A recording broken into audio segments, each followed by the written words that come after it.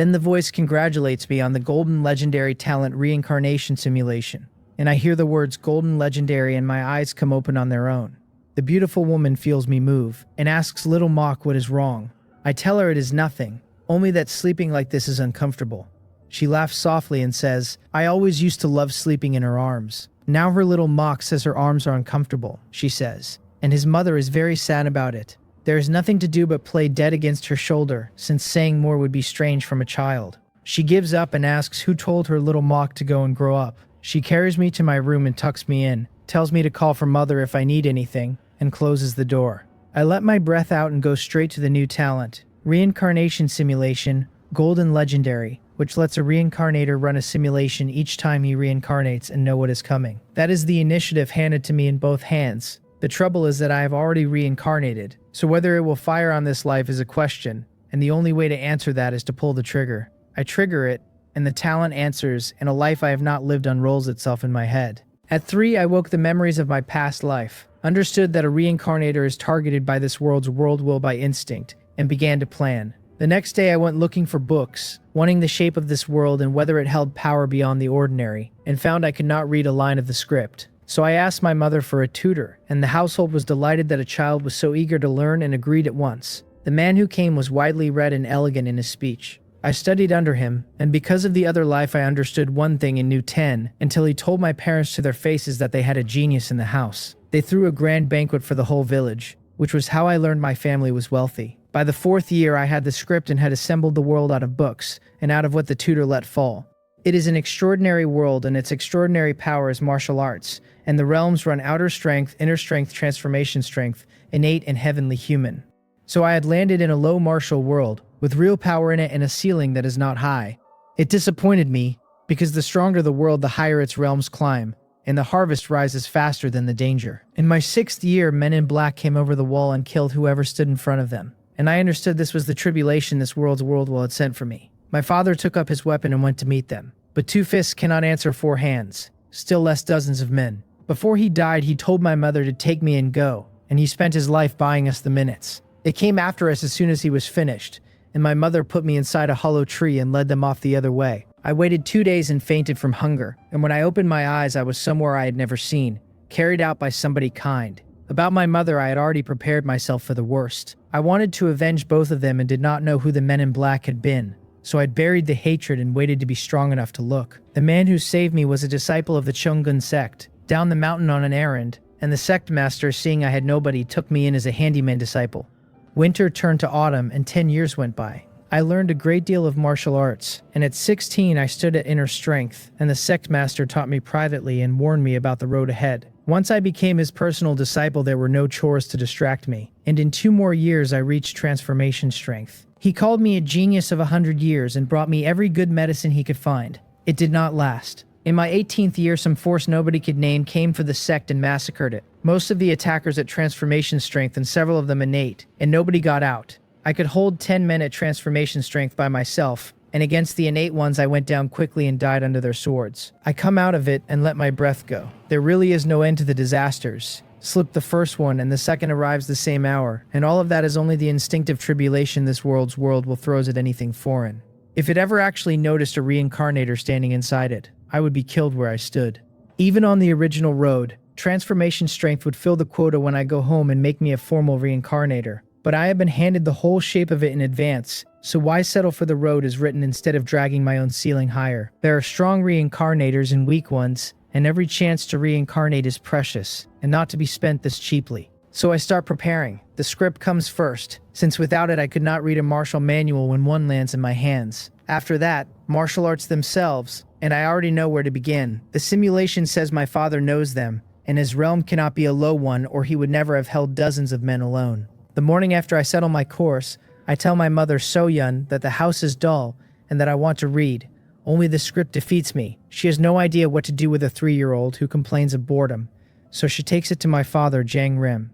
He has no objection, and within days a tutor comes through our gate. His surname is Mo, and I call him Elder Mo, the way a small boy should. Inside a week he decides I am clever, and everything runs as the simulation promised. 2 months later I have this world's written language in hand, and I tell him I want nothing further for now. Elder Mo will not hear of it.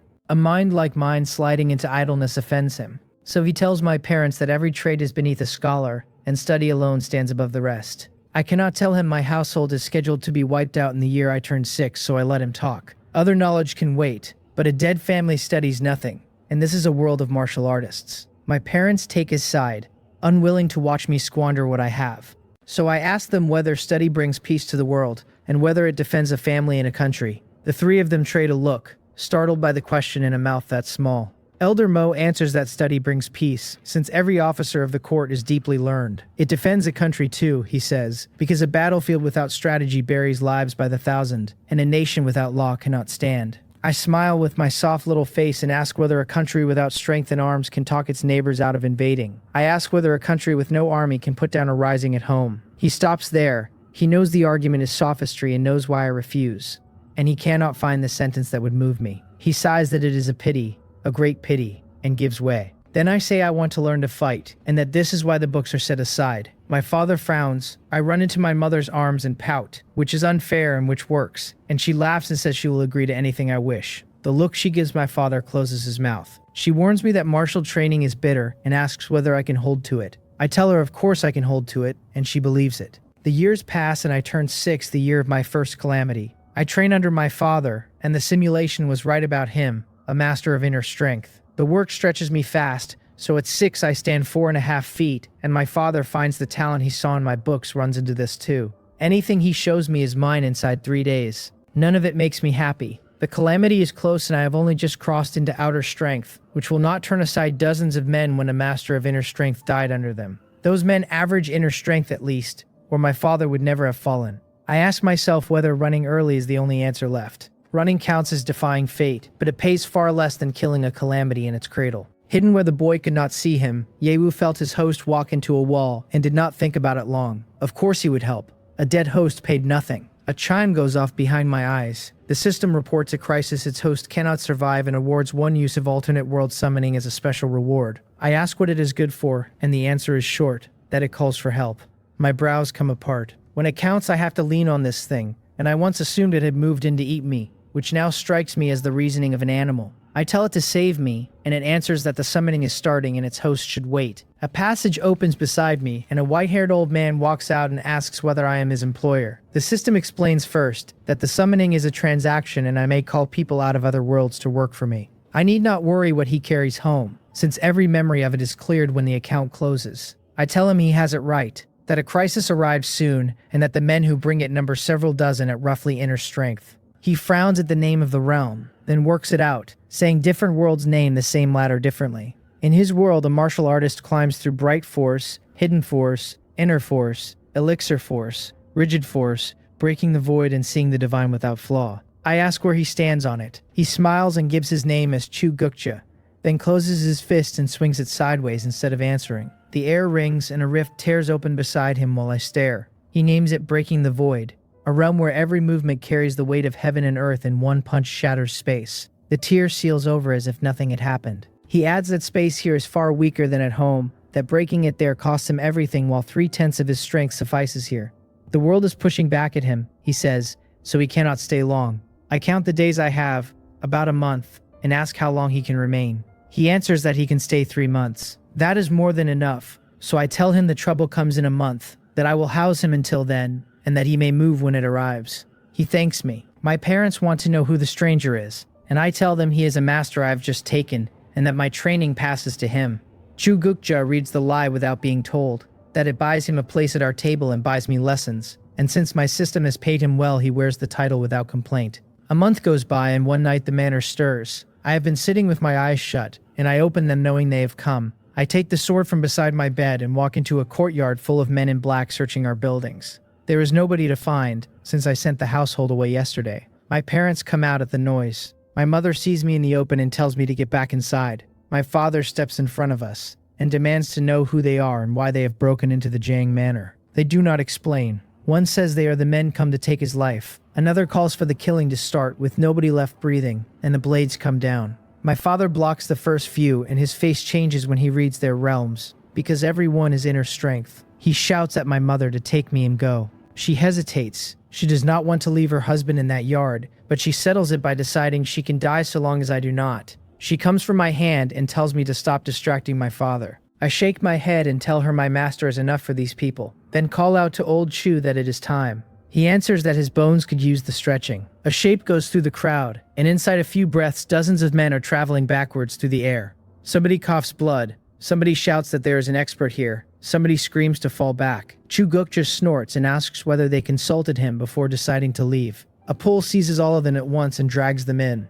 I shout at him to keep one alive, because I want to know whether a hand behind them moves these pieces. They bite the poison sacs in their mouths instead, and in a moment the yard is dead. That leaves me stupid with surprise. I had assumed a grudge, but no grudge produces that uniformity or that willingness to die. As the last of them stops moving, two announcements land in my head. The first congratulates the reincarnator on defying fate and changing his destiny, says my rating has risen, and adds that rewards settle when I return to the main world. The second is the system, congratulating its host on surviving and handing over 100,000 system points. Yi Wu pushed the figure as high as the rules allowed. Outside the assessment world, the leash was longer, but his system still could not hand its host points without a reason the rules accepted, and he had never learned which idiot wrote that clause. He had origin points to burn, so wherever a reason existed, he paid the ceiling. Both chimes delight me, since I had not expected a bonus stacked on surviving. My father crosses the yard to thank the old man, saying that without him, our family of 3 would have come to grief, and my mother brings me over to add my thanks. Chu Gukja waves it off, saying I count as half a disciple and that saving me was natural. Dozens of inner strength men were an afternoon's exercise for him, and he came out ahead because my system paid him in origin points. Even if thousands of those broke a wall he had been stuck behind for years, and his realm has moved up to the deathless god. Surviving the first calamity lets me breathe. Time is what I am shortest of until I am strong, and I have bought 2 months of it, which I spend studying with him. My realm does not move, but my understanding climbs a long way. Then he tells me the world's rejection is getting heavier and that it is time to go back. I thank him and say I hope we meet again, and he laughs and says he looks forward to it. He steps into a world passage and is gone, and my eyes narrow after him, because I think that day is coming. If I keep reincarnating, sooner or later I arrive in his world. After that, I train at home and wait for my body to fill out before finding the Chungun sect from the simulation. That is where my second calamity sits. Having cleared the first, it will not fire unless I go and stand in front of it, and I could stay home and still come back a formal reincarnator. But a free rating is a free rating. The version of me in the simulation had no system and was helpless in every direction. I have a cheat code, and whatever instinctive aim this world's world will takes at me, it is aiming at the wrong man. I tell the system I love it to death, laughing while I say it. Yi Wu had nothing to say to that. He could not work out why his host had suddenly gone mad. 2 years pass, and at 8, I stand 5.5 feet from the training alone, handsome and hard set, with eyes people call the striking part. At dinner, I ask my father whether he knows the Cheongun sect. He does, and wants to know why I am asking. When I say I want to join, he cannot see the sense, since old Chu is my master and nothing on that mountain is worth it. He does not know Chu Gukja was never of this world, and still thinks the old man left on business. So I lie, saying old Chu sent word telling me to learn the arts of many schools, because breadth serves a realm better than one house. My father has no answer and agrees. My mother only looks sad that a child of 8 is leaving, and I tell her I am not vanishing and will come back when there is time. She says it is settled, tells me not to deceive her, and complains that since I grew sensible I have not been close to her at all. That lands awkwardly. Before my memories woke, I would have felt nothing. The soul in this small body is an adult's, and the most I allow myself is playing the spoiled child when I need her to settle something. Anything warmer would not be right, and I am not so twisted as to use a child's body to take what is not mine. I tell her I have never deceived her yet, and she says that is good, and lets it rest. The next morning, my father hires a carriage. The Cheongun sect is a little over 60 miles off. 2 or 3 days by road. 3 days later, I am looking up at buildings folded into a mountainside. Disciples stop me in the front courtyard and ask who I am, and why I have come. I cup my fists and say my name is Jang Mok and that I wish to join the Cheongun sect. The one who asked is taken aback, then says that although the sect is no great house, it has requirements, and that I must pass a test. I ask him to lead the way and say I expect to meet them. He looks me over, decides a boy who carries himself like that is not talking nonsense, and takes me inside. An elder looks up when the disciple presents me. Large recruitment is still some way off, but people come early, and anyone who passes the aptitude test is taken. He dismisses the disciple and asks my age. I tell him I am 8. His head comes up. He says I do not look it, warns me not to lie and tells me he can read bone age by hand, and that a lie will cost me the sect. My mouth twitches, because I really am 8. I tell him I am not deceiving him. He does not believe it, so he stands and reads my bones with his hands, which takes a while. Then he says out loud that I really am 8, and that my strength has reached outer strength. The word genius escapes him before his whole face opens with delight. I ask dryly whether we can proceed with the test. He tells me yes, of course I did not lie, and congratulates me on joining. When I ask what became of the test, he waves his hand and says that if a boy of my age and strength does not qualify, nobody should bother applying. His name is Bang Sung Myung, and that is how I get in untested. In my first year, the sect master, Gunja, hears a genius has come up his mountain, trains me apart from the others, and passes down nearly everything he holds. In the second year, he stops doing it quietly and takes me as his personal disciple, and the other disciples make no secret of not accepting it. Gunja ignores them. I take another view, that strength unshown is wasted, so I go up on the arena and invite anybody unconvinced. At 10, I am an inner strength fighter, above disciples with years on me, and versed in more forms than any of them, and not one man who climbs up lasts 3 exchanges. The muttering stops and the farce dies on its own. By the 4th year, the early start and Chuju Ja's guidance carry me into the transformation realm, enough to hold an elder's seat. I do not want the seat. I want the numbers moving because I must reach the heaven and human realm before 18, and if it comes to it, I can call for help again. I go home once a year to see my parents, and somewhere in those years I work out the rest of what the system does. Plunder and copy are not confined to talents, but bite on martial arts other men have mastered. A copied art arrives without the realm of the man it came from, so I raise it from nothing. Even so, it is enormous, because the 100-fold amplification sits behind it, and the two together are wings on a tiger. The most worthless technique comes out of that transformed. So I stop keeping to my own mountain and travel between the great sects. Challenging the younger generation is not combat. It is a grown man walking into a yard of children, and my name spreads until the martial world agrees a monster has been born. At 12, I hold the transformation realm, and every young disciple of every school has been flattened. Even the Chunggun sect becomes fashionable, since applications multiply dozens of times in a year, and Chungunja cannot stop smiling. By the 6th year, the sect has jumped from an unknown school into the top 8, though not because it got strong. The disciple count crossed the line the ranking wanted, a full 100,000. The strength on the mountain is Cheungunja alone at the innate realm, 8 elders at transformation, and a few dozen inner strength men.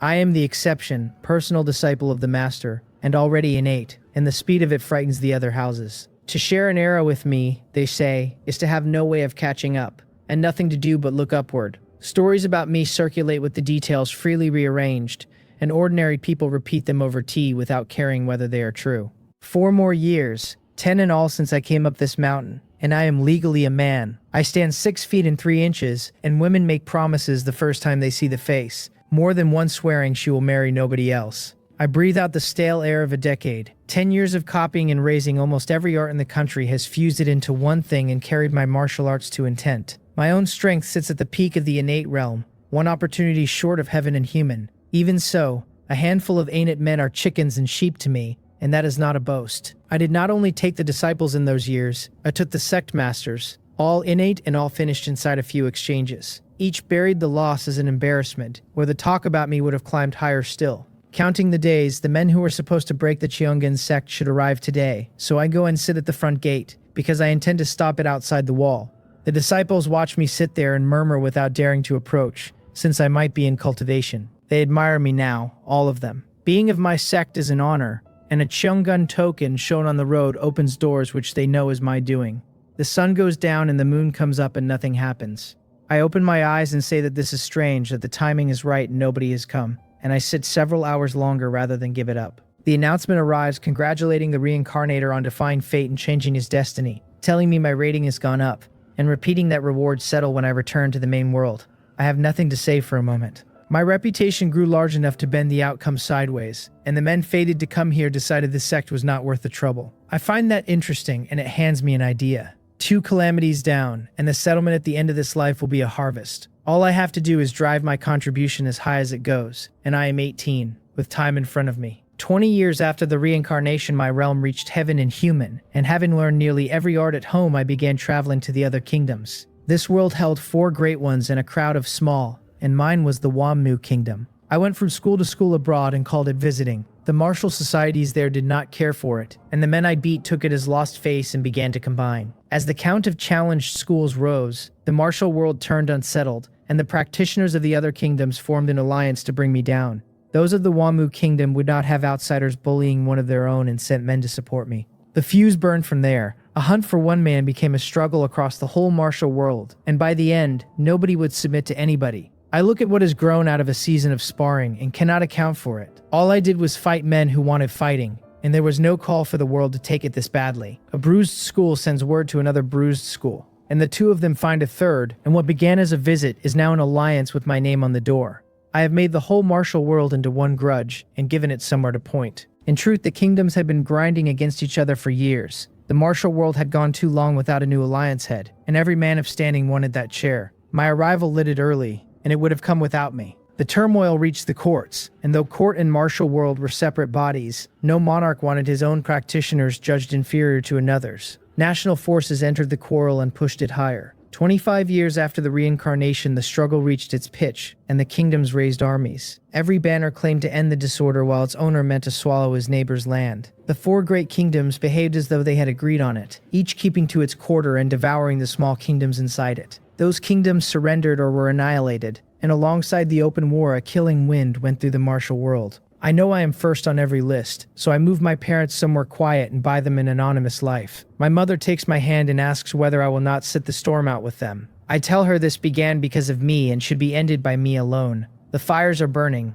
Ordinary people cannot live in peace, and I have no count of the families ruined under it. I had not expected any of this. My strength is at the peak of heaven and human, but tens of thousands of experts will find the end of it. The extraordinary power of this world sits too low, so I cannot break past what it permits, and something is always missing. I will not have my parents die because they stood near me, and I will cut my ties to the Chang'an sect for the same reason. My mother weeps into my father's shoulder, knowing her son may not come back, which is what the pleading was. My father's eyes are red when he tells me to go. He says the fault is not mine, that men want what they want, and every kingdom has been blinded by its own interest. Then he asks whether I remember what I asked the two of them when I was 3 years old. I do not follow him for a moment. He says it slowly, the exact words handed back to me, whether study brings peace to the world, and whether study defends a country. Then he asks whether I, having taken another road entirely, can bring peace to the world with martial arts, and defend a country with them. I stand there with the answer opening inside me. It was a child's excuse when I said it, snatched out of the air to escape a lesson, and I never expected it returned.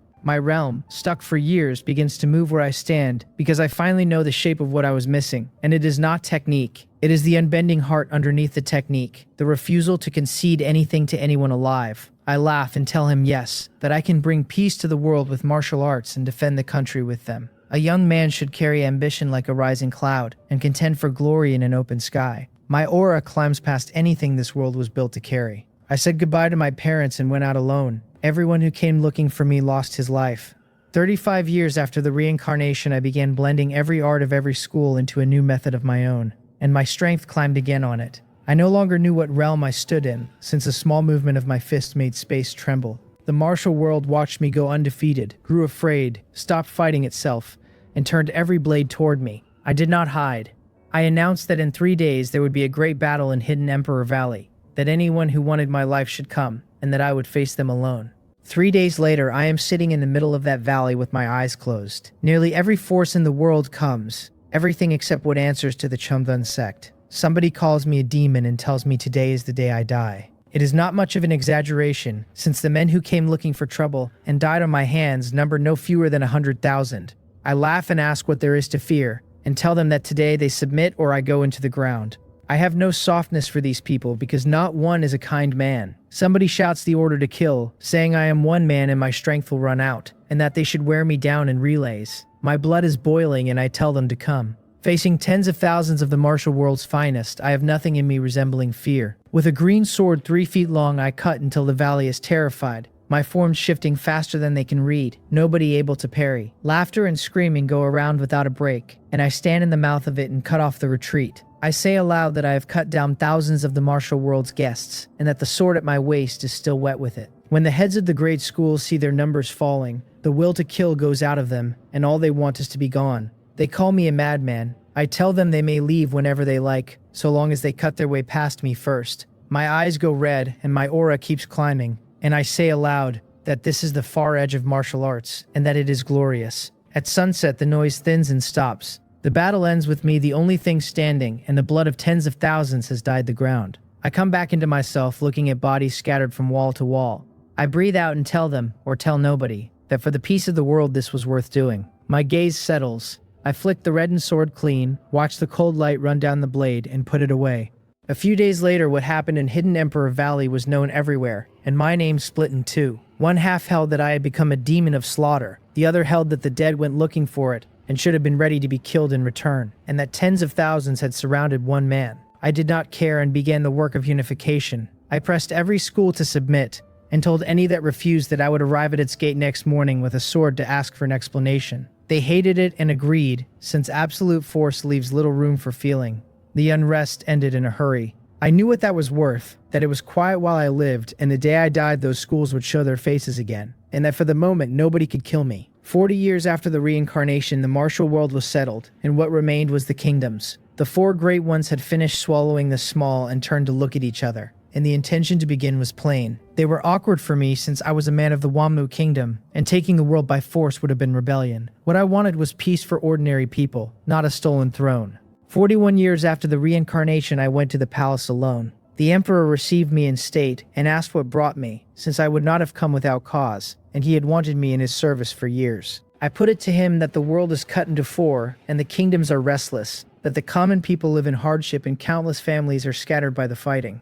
Then I ask how he sees it. His face stiffens because he did not expect me to open on the state of the world. He answers that while war exists, such things cannot be avoided and every kingdom will fight for its share. If he does not push his military faster, he says, what waits when others overtake him is conquest, and he knows the people suffer and cannot change it. I ask him, with my eyes steady on his, whether the common people could live in peace if only one kingdom were left. That brightens him. He asks whether I mean to help him unify it. I shake my head and tell him I do not care who rules, the Wammu kingdom or another, that I am only looking for a way for ordinary people to live. If he promises me a settled life for them afterward, and no more grinding them down, I will put the other kingdoms into his hand myself. He answers solemnly that he will, and that my words would be the foundation of his rule. He cannot promise every man happiness, only most of them their lives, and an end to the abuse of the people by his officials. I tell him that is good, and that I will help him unify the world. It is the best method I can think of, since only a world under one hand stops washing its people in war. 45 years after the reincarnation, the emperor named me imperial tutor and I went out on campaign.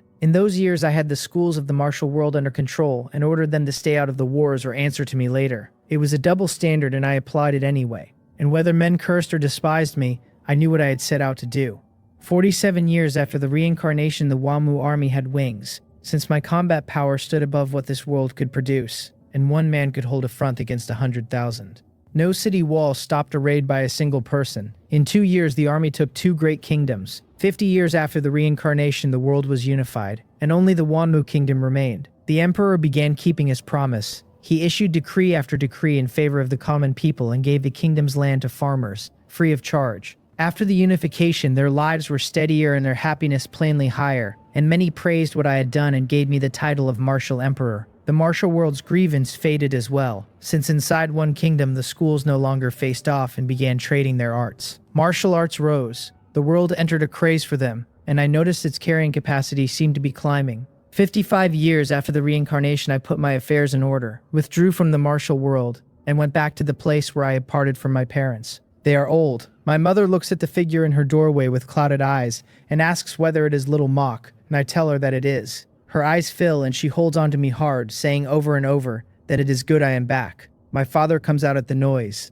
looks at us, and his eyes go wet as well. They have lived here in seclusion and know nothing of the outside, so he asks how things stand. I grin at him and tell him about the far edge of martial arts, how one man put down the turmoil and stood against 1,000,000 soldiers. I tell him the world is unified and the common people are at peace. It is exactly as I once said that I brought peace to the world with martial arts and defended my home and country with them. He says it is good, and says it twice more. 60 years after the reincarnation, I was still there, keeping them company through what remained of their years, and both died peacefully in their sleep. 70 years after the reincarnation, the world began to change, and having broken past its ceiling, I felt it at once. Martial arts would flourish, which delighted me, though my lifespan would not stretch far enough to see much of it. 100 years after the reincarnation, martial arts entered a development without precedent, and the realms began to be divided anew. 120 years after the reincarnation, my body came to the end of its span, and I was satisfied, because as journeys go, this one had paid. Yi Wu was more pleased than his host. Jang Mok breaking the ceiling had drawn the local world will's attention, and Yiwu used the opening to take it by the throat. After a little extortion, he held the rule origin invested in that world and half the world's substance besides, and there was no reason to leave meat on a bone. The local world will resented him for it, and yet Zhang Mok's contribution had set that world ascending, so both sides came out ahead. Yi Wu shook his head at a foolish world will that still did not understand it was sewing a wedding dress for another bride. The main world's world will was another matter, not easy to handle, and before long that little world would become a possession of it. What happened afterward was none of his business, since what he needed was that world will carrying him into more worlds to plunder more rule origins. As my body dies, the main world's world will takes hold of my consciousness and draws it out into a space I have never seen. This is the settlement space of the reincarnation tower. A voice congratulates the reincarnator on defying destiny and changing his fate, and says I am now formally a reincarnator, with one reincarnation opportunity a month. Then it counts contribution against reward. It says I defied destiny twice and my rating rises, and that my strength reached the strongest in that world and it rises again. I broke the world's restrictions, it says, and the rating rises sharply, and I helped the main world break the barrier, so it rises sharply again. Overall evaluation, SSS. It congratulates me on 1 million reincarnation points and 1 draw for a permanent talent, and grants me level 9 world authority in the main world. I smile at the size of it. 1 million reincarnation points alone is the sky, when an ordinary man who defies destiny and comes back formal is handed 1,000. I have a full million, mostly because that world ranked so low. The talent draw is precious too, but the third item is the one I keep looking at, so I ask what world authority is. I put the question to the spirits of reincarnation, small copies of the main world's world will. One answers that for excellent reincarnators the world will grants generous treatment, and that the authority has uses I am to discover myself.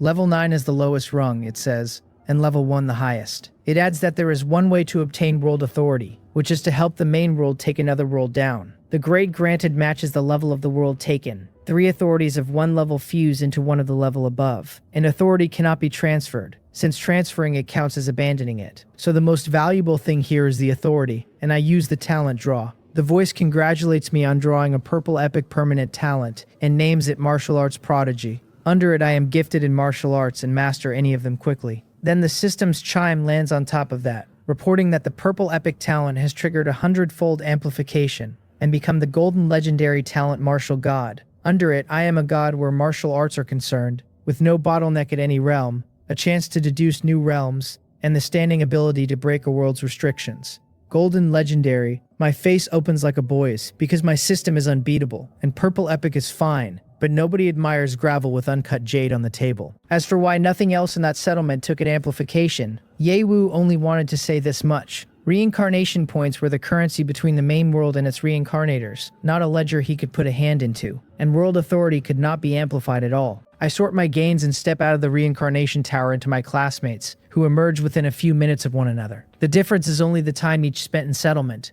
which is worth marveling at since I lived 120 years in that world, and 1 day has passed here. Coming up on the crowd, I hear a great deal of complaining. One is crying that he died before his memories even woke and cannot accept it. Another says the same, that reincarnators wake their memories at 8, and he died in his calamity at 6. A third says that without memories there is no way to prepare, that it is over for him, and that all he can be is somebody else's dependent.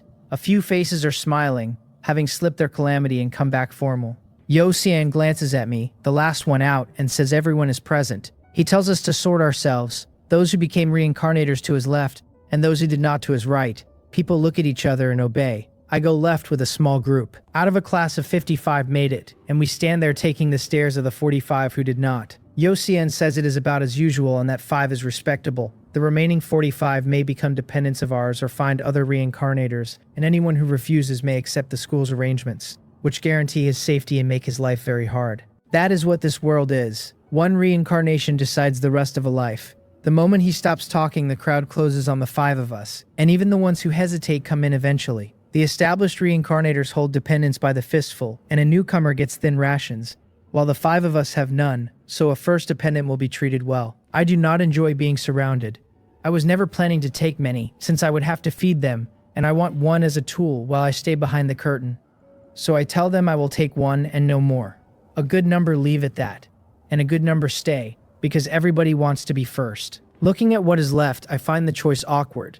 I would like a dependent with real aptitude. In a first reincarnation, most people die under the calamity before their memories wake, with no room to show anything, which I understand better than most. So aptitude is unreadable today. I still need someone, since I intend to keep reincarnating in matters in the main world, want a hand on them while I am away. The second reason is that I want a reincarnator who can be seen, since the veterans are hostile to new ones. A chain of suppression has formed, the older generation holding the younger down. A visible dependent pulls those eyes off me while I work out of sight. Choosing the first is opening a sealed box, since the aptitude inside shows itself later or not at all. I pick one out of the crowd soon enough. Her name is Hasogyo, and on my own scale, her face is worth 90 out of 100, which puts her among the better looking in the class. I tell the others I am taking one for now and will not consider anybody else, and they take the hint and go. The other 4 take 2 or 3 each, since more is not better when you feed them out of reincarnation points, and none came back with what I did. 2 or 3,000 apiece is my guess. Yoshien tells the rest not to be discouraged, and that if no reincarnator takes them in, they can follow the school's arrangements. The chance of resources is small, he says, and comes to enough food to keep them alive under the gray mist. Their faces go bitter, since there are no other reincarnators here, and then there are, because established ones waiting nearby come forward and pick the ones they like. Those students hesitate and agree. What is left is a dozen or so of the plain ones wondering aloud how every world in existence runs on faces. I shake my head and leave rather than watch the rest. Hasiljo hurries after me, and the others go their ways with their people. The main world is enormous, and a new reincarnator has one chance to select a small piece of it to live on and clear of gray mist. Clearing the mist pays something back, not much at a time, but it accumulates. On the way I go through what level 9 authority does, and it comes down to 3 things. It gives me 3 extra reincarnation opportunities a month and lets me choose from better territory. It also gives me 1 chance a year to strip another reincarnator of his identity outright, which does not carry over if I let the year pass. The first 2 are ordinary, the third freezes my face, because it is far too strong, and it explains how the first generation behaves. They are holding the hegemony in their fists, and any promising newcomer is stripped the moment they notice him. So I was right to lie low, and this world is cruel from outside and inside at once. Level 9 is the bottom rung, so anyone above me can do to me what I could do to somebody else. I have to climb the authority ladder quickly, and until I do, she is the one who shows her face. She asks from behind me, shyly, stumbling over my surname before settling on master, where we are going, and I tell her we are going to choose a good territory. I touch the reincarnation mark on the back of my hand and a map opens in the air, and with level 9 authority the list is longer and the parcel larger. I find somewhere suitable to disappear into. I tell her to stand next to me. She takes hold of the corner of my clothes, and I trigger the teleport.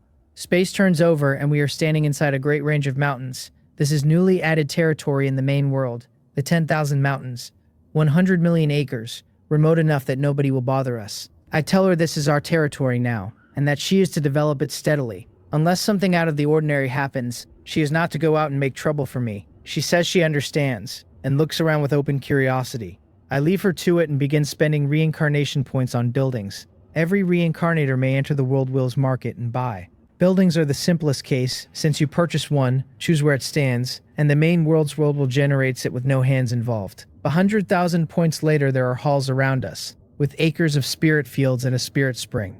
I buy puppet servants as well, to keep the place and grow vegetables and fruit and spirit rice. Hasioljo watches with her mouth open, because none of it fits anything she knows. She knows I have reincarnated exactly once, and what stands in front of her is far too much for one life. She is visibly working out what a man must have done to come back holding it. She says she will go and cook, and I nod. Soon we are at the table and she serves with too much care, afraid I will find fault, and I tell her there is no need for it. I sip my tea, taste the food, and find it good. I tell her the 3 meals are hers from now on, though while I am away she need only cook her own portion. She thanks me and starts eating. After the meal, I ask how her reincarnation went. Her expression goes bitter and she says it was the same as everyone else's, that she died under the calamity before her memories woke, with no room to resist. If it had simply been beyond her, that would be one thing, but dying without understanding what was happening is what she cannot swallow. I keep to myself how lucky I was to have bound my system before going in. Then she says there is one thing she wants to beg me for, and I tell her to speak. She asks whether I might give her 1 reincarnation opportunity in the future, only 1, and says I may make her do anything at all. She does not want to die that pointlessly a second time. She knows what she is asking, since 1 reincarnation opportunity bought with reincarnation points costs a full 100,000. The request is what I expected, since becoming somebody's subordinate is a way of buying another run at fate. I tell her it depends on how she performs, and that she must prove she is worth the price of 1. What I am doing is raising a tool who can stand on her own in the open, and a tool who cannot cover me is no use. Her face goes red, as if she has heard something I did not say, and she tells me she will perform well. That night I finish washing and go to my room, and under the covers there is something soft, and a small voice asks me to be gentle. I lie there a moment working out where the misunderstanding began, then decide it has already been carried to my mouth and that I will make it up to her later. The night passes without another word. In the morning I wash and begin preparing for my second reincarnation, because strength and authority both have to move quickly. Reincarnators are graded as well, starting at level 1 and climbing toward level 9, which is the opposite direction to the authority ladder. The system reads me out. It gives my name as its host and my realm as level 1 reincarnator, and lists my talents as simulated reincarnation, golden legendary, and martial god, golden legendary. It puts my territory at the 10,000 mountains, my reincarnation points at 850,000, and my system points at 100,000. It names my functions as plunder, all things amplification at 100-fold, alternate world summoning, and copy. Then it delivers its evaluation. I am a weed at the side of a road with no combat power whatsoever, and its host had better hurry up and become the strongest in the world. Because I hold level 9 authority, I still have 3 reincarnations this month. I hand the puppet servants to Haseoljo and tell her the territory is hers while I prepare. She takes it in with the look of a woman who has badly underestimated her master and can see a reincarnation of her own coming if she does as I arrange. A formal reincarnator does not go back to the reincarnation tower for this, since he spends more reincarnation points, speaks with the sky spirit, and reincarnates where he stands.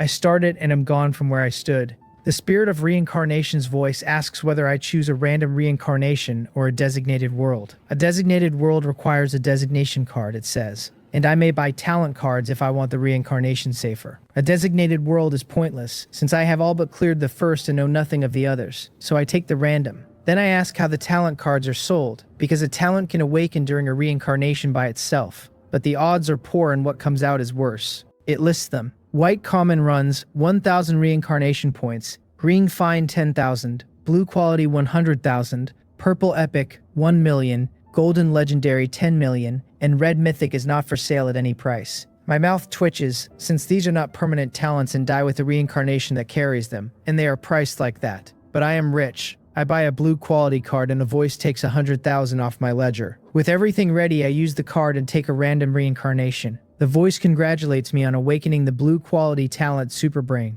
Then the system's chime reports that it has triggered 100-fold amplification and evolved into the golden legendary talent Evolutionary. Under it, my body evolves at every moment and can bring out the whole of human potential. Then simulated reincarnation triggers and asks whether I want to simulate.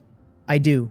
What comes is text rather than a life. It said that at age 0, I descended into an unfamiliar world, and my family was delighted, and that 3 years went by quickly. At 3, my memory had not woken, so I understood nothing outside and passed my days eating and relieving myself. At 6, I began to have sense in me and grew curious about the outside, but my family seemed worried and kept me in the house all day. At 8, my memory finally woke, and I began to explore, and since the world was new, I had to learn its writing from nothing. The text went on that at 9, I had roughly mastered the script and started going out, and found the place strange. It was a world of science, where people were sorted into ranks and status was decided by a man's genes. I understood at last why my parents had kept me indoors, since we lived in a slum where the inferior were gathered, where many had given up and brawls broke out daily. The hierarchy was absolute, in that a child born to the inferior was labeled inferior and could never change it for life. The upper class held abundance while we barely ate, barely clothed ourselves, and did heavy labor every day. The technology of that world could have replaced every one of those hardships. The men at the top would not let the inferior enjoy any of it, so work a machine could do was still done by hand.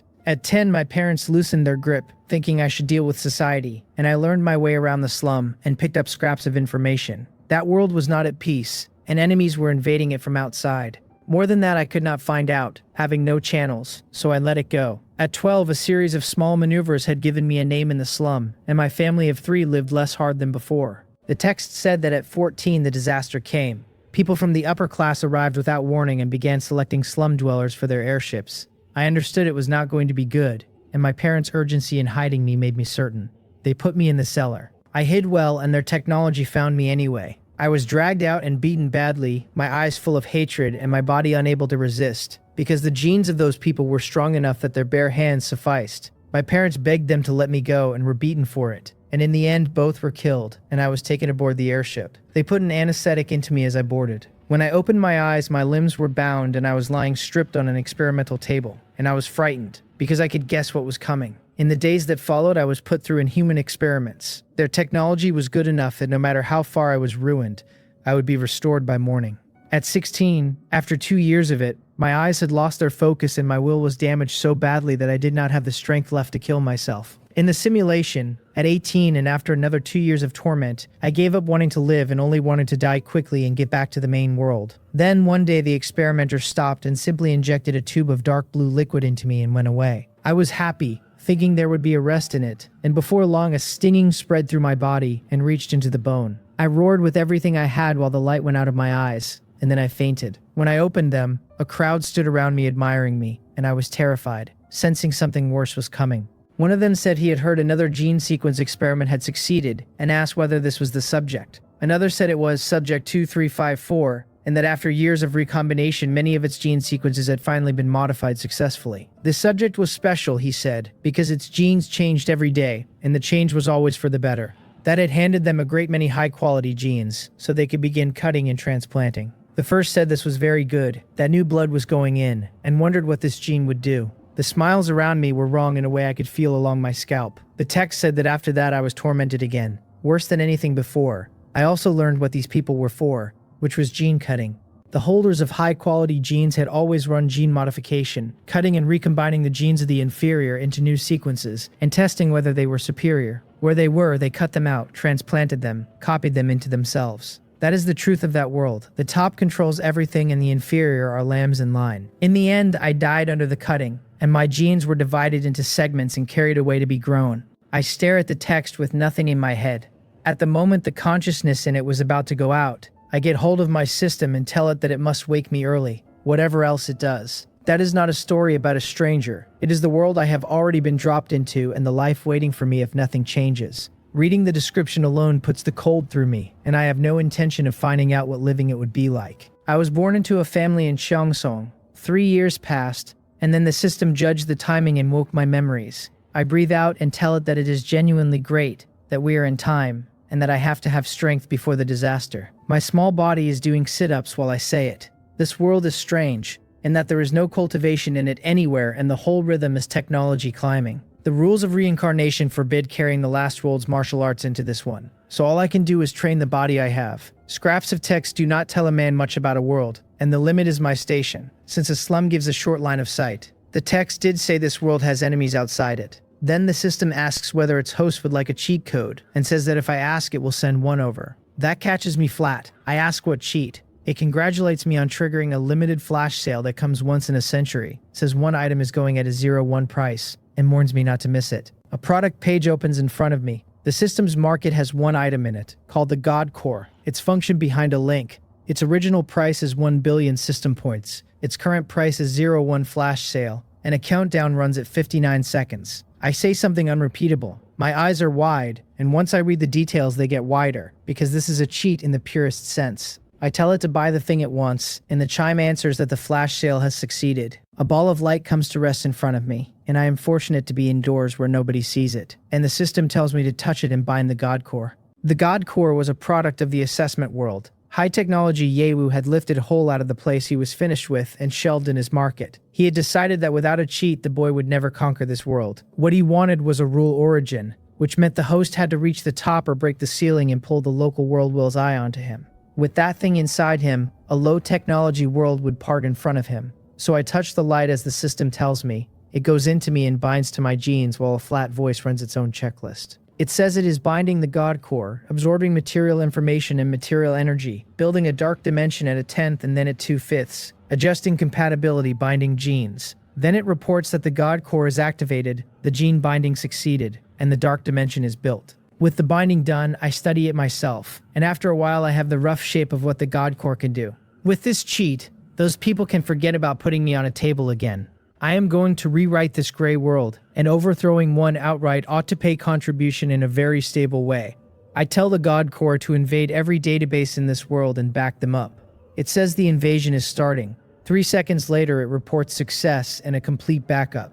And I nod, because the thing is absurd. Before any of that though, I need this world's writing, so I ask whether there is a way to take in its information at once. It simply answers yes, which surprises me since I was only asking on the chance. An instant later my head feels as though it is coming apart. and I set my teeth. The God Core observes, while this is happening, that because the host's brain is not fully developed, the process may cause pain. I tell it this is a fine time to mention that, and that a warning first would have let me brace.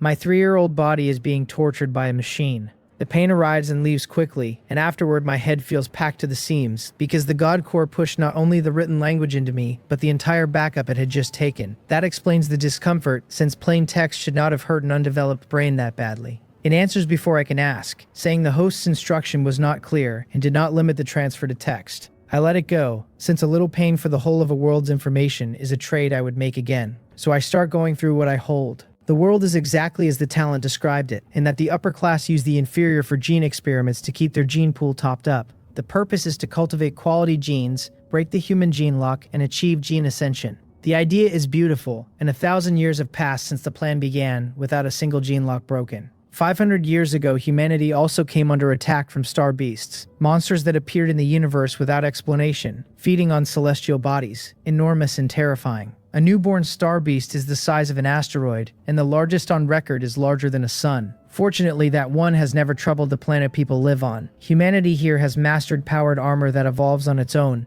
a special metal which, married to a strong gene warrior, produces respectable combat power. They also have navigation battleships that make 1/100th of the speed of light. Set against the world Yewu had come out of, the technology here was worlds behind. Set against most worlds, it was doing well enough. I sort the data slowly. I am still small, and even if I mean to overthrow this world, I must be grown first. So the opening move is to put fuel on a fire already laid. I have the God Core publish every gene experiment the upper classes run. The world turns over. The lower class had assumed that being taken meant at worst a frontline and fodder duty, and nobody had imagined the cutting rooms, so the anger catches and riots begin. The upper class had not expected to leak and tear through their own ranks looking for the informer. They find nothing, since their technology cannot see the God Core's fingerprints, and in the end, they let it drop. One of them says it does not matter what the lower class knows, that the lower class is the lower class and has no right to resist. The suppression follows within days, every disturbance put down in front of armed force. Ants are fit only to live in a corner and cling to life, they say, and anyone who resists will be killed without mercy. Facing contempt that naked, most of the lower class go quiet, and only a few carry a banked fire in the belly. I watch the images the God Core sends back and shake my head. They have knelt too long and the servility has put down roots and sprouted, and if I handed them equal weapons tomorrow, I doubt they would dare use them. I tell myself the work is not finished, and that they will have to be pushed a good deal further before any of this moves. The experiment tells me what the lower class of this world are, which is unreliable, so I will break in from another direction. I look at my golden legendary talent, evolutionary, and something occurs to me. I tell the God Core to record my own gene evolution and deduce a gene cultivation method from it. If my evolution is treated as the process of cultivating genes, a method ought to fall out of the far end. Yiwu had to admit it was a good decision, and well inside what the God Core could manage. As for why he had not handed over the gene law from the assessment world, the ceiling on that method was far too high for this world to carry. It was unnecessary besides, since the God Core could deduce something lesser and better fitted. The God Core answers that it can be done. 15 years go by. Through all of them, my genes keep evolving while it records and refines and deduces on the process. And at the end, there is a gene evolution law. With that in hand, my plan can move. Those upper-class men love their research, so I will release a small part of the law and let them taste the sweetness. Then I found a sect, build my own force, and when I can turn on the whole world, I overthrow its system and put my own policies in its place. I am finished with being a human being. I intend to be a dictator. The lower class here is not worth saving, since once servility takes root, nothing gets it out, and what I need are new humans I grow myself. I tell the God Core to distribute a small part of the gene evolution law to the upper class, preferably to chosen targets. It replies that the law has reached specific people. I nod and settle in to wait, because a sect needs founding members. The men I want first are the ones most obsessive about genes, since obsession is the easiest handle to hold a man by. A month passes and the upper class is in an uproar. The piece of the law I released has begun to show results. At first, the men who received it did not believe it, and to be safe they used lower-class people as test subjects to verify it. It was exactly as described, and it truly cultivated genes. After that, they could not sit still, and having silenced every lower-class person who knew, they began cultivating in secret, each convinced he alone held the method. A month of cultivation and their genes had changed. Inferior genes were replaced, sequences perfected, strength noticeably higher, and an effect that obvious made addicts of them. This world does not only split people into lower and upper, it ranks the upper among themselves. Each house holds its own gene sequence and research, and none shares a new high-quality gene with another. The appearance of the law made a great many of them feel their house could leap a class in one movement. Another 2 months pass and they have cultivated that portion to its final chapter, and to go further they need more. One of them writes that since he began, his genes have been perfected by a full 10th. An effect that terrifying means he must have the following chapters at once, he says, and he has to find the man who gave it to him. So every upper-class man who cultivated it chooses to contact me. The benefits are too large to walk away from. The God Core shows me their replies, and I know the moment has arrived. I tell it to answer them, to have them meet in secret at an address I supply, and to let slip that they are not the only one cultivating the gene law. I have not spent these years standing still. First I took Cheong City from underneath, until every office in it answered to me before any family name. Then I reached into the disaster waiting for me at 14 and bent it sideways. The God Corps edited an itinerary and a convoy turned towards some other inferior town, so the thing meant to break me happened elsewhere to somebody else. That finished my change of destiny against the heavens ahead of schedule and lifted my rating with it. After that, the only question was how large a move this world would let me make. The hour arrives and I step through a micro wormhole into a room buried under the city. Dozens are already gathered, every face covered, every pair of eyes measuring every other pair. A room of old foxes who believe a strip of cloth is enough. All of them are filed in the God Core down to the shape of their teeth, and it would know them through surgery or a change of sex. I wish them a good evening with my own face bare, because this is my ground and the only exit from my reach is a grave. Every head turns. Somebody asks whether the gene law came out of my hand or out of the hand of someone standing behind me. I tell him it is mine, and that since they came this far they want the chapters that follow it. One of them agrees and asks my price, so I give it to them. My demand is very simple, I say, and it is that I intend to be the king of this world. They are not frightened, they are embarrassed for me. One of them says he cannot tell whether I am unable to see facts or genuinely believe my strength is worth something. The gene law is a marvel, he says, and a marvel still cannot hold a world. I tell them not to hurry, that a road is walked a step at a time and nobody dominates anything overnight. Then I ask what they think of this world. Someone answers that there is nothing to think, that class here falls like a divine punishment, and birth decides destiny. The only reason any of them stands in this basement is that the gene law showed them a crack in that wall. So I agree with him, and then ask him which I am, an inferior person or a superior one. One man does not hesitate at all. He pulls a gene detector from his coat and runs it over me while I come down off the platform. It chirps twice and reports a gene quality of 100%, with no inferior genes anywhere in me. The room breaks. Someone says it is not possible, and someone else says the machine is broken, so the man holding it turns it on himself. It reports him at 23% with a large proportion of inferior genes. When one of them finally speaks, it is to ask whether that is the gene law's work, or whether I am the son of a high house slumming among them. I take my time, because this is the hinge. Then I tell them it is the gene law, and that I come from no high house but am one of the inferior people they step over on their way to lunch. Their faces come apart, because it sits too far outside the world they were raised inside, so I give them the performance. Since the day I was born I have seen this world clearly. I tell them, and what I have seen is injustice, and then more damned injustice. Why should birth decide destiny? Why should the upper houses sit on abundant resources while people like me scrape a meager existence out of the dirt? The root of it is power, and we have no road upward, so we go on being things that are used. Then I ask whether the higher houses have never once used them the same way. Nobody answers, and every fist in the room closes. That is exactly why I selected them out of the lowest and most bled upon houses of their own society. I keep going while the wound is open. The gene law is strong, I tell them, and if I handed it over tonight, not one of them could keep it, because an innocent man becomes a criminal the moment he owns a treasure. I ask whether any of them can promise to hide it once the higher houses notice how fast their genes are correcting themselves.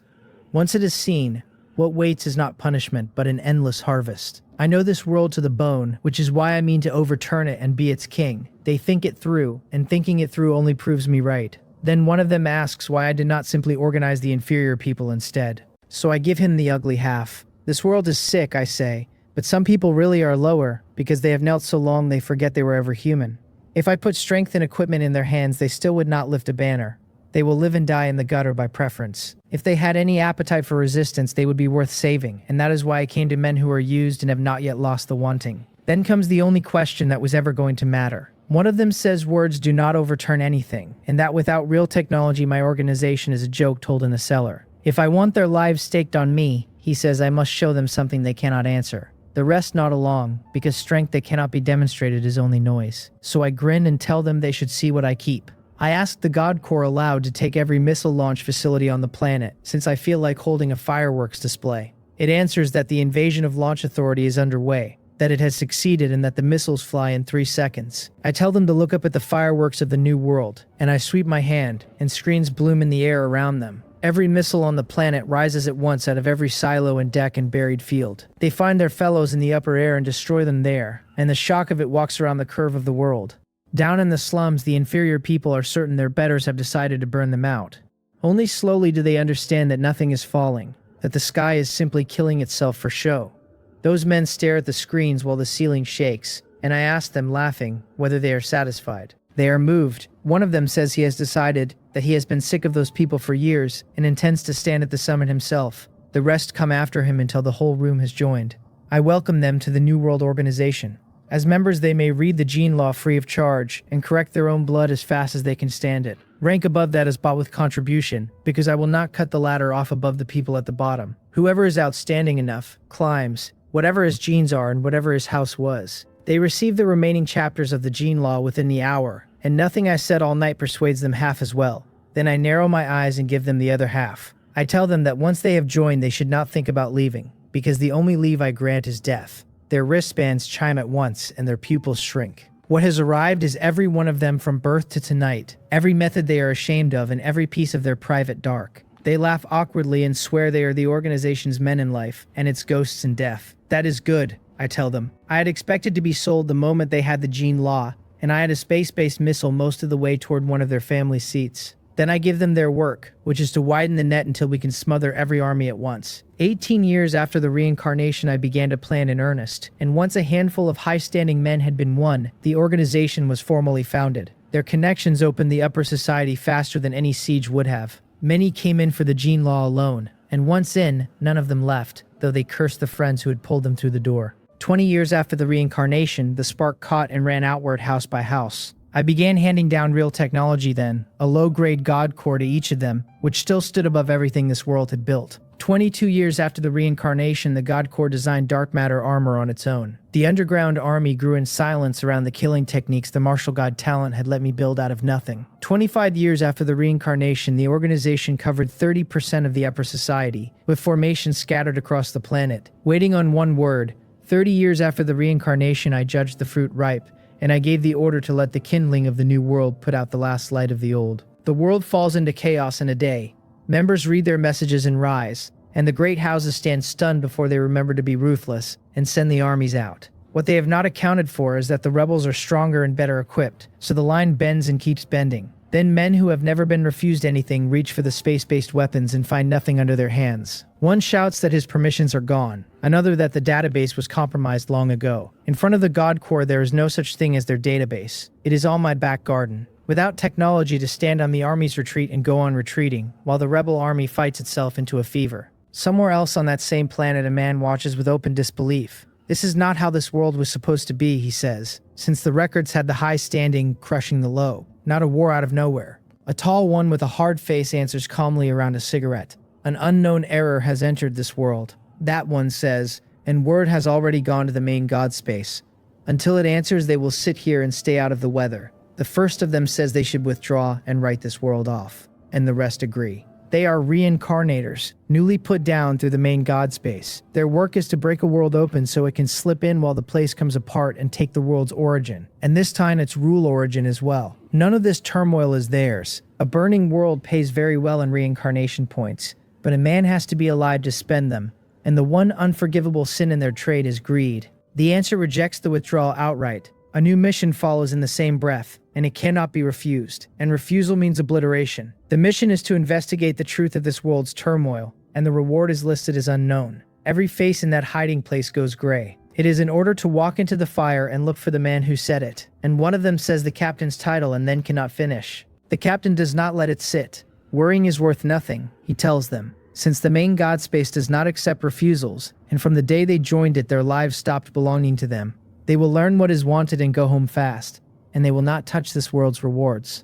The others take it badly and take it anyway, because he is right. Some were pressed in and some walked in on their own feet, and however cruel it is, it handed them strength they could not have bought. So he splits them into 4 small teams and tells them to stay hidden, to gather and not to fight. If a fight cannot be avoided, end it fast and be elsewhere within the hour. When this convulsion ends, there will be one man standing at the top of it. Neither I nor my system has any idea that a pack of foreigners has walked into my world while I am taking it. The rebel army holds most of the camps by then, and I go with the senior men of the organization straight to the central seat of power. The Waters House, one of them says, naming the men standing there. The Mark House, says another. And you, says a third. The supreme rulers of the high society cannot make those faces fit, and one demands to know whether this is treason. Not one of my people shows any shame. Times have changed, they tell him, and the world he has led is full of injustice and dark corners. They are representatives of the new era, and no longer things to be slaughtered at his convenience. He roars that they were beneficiaries of the same profits, and have no right to accuse him.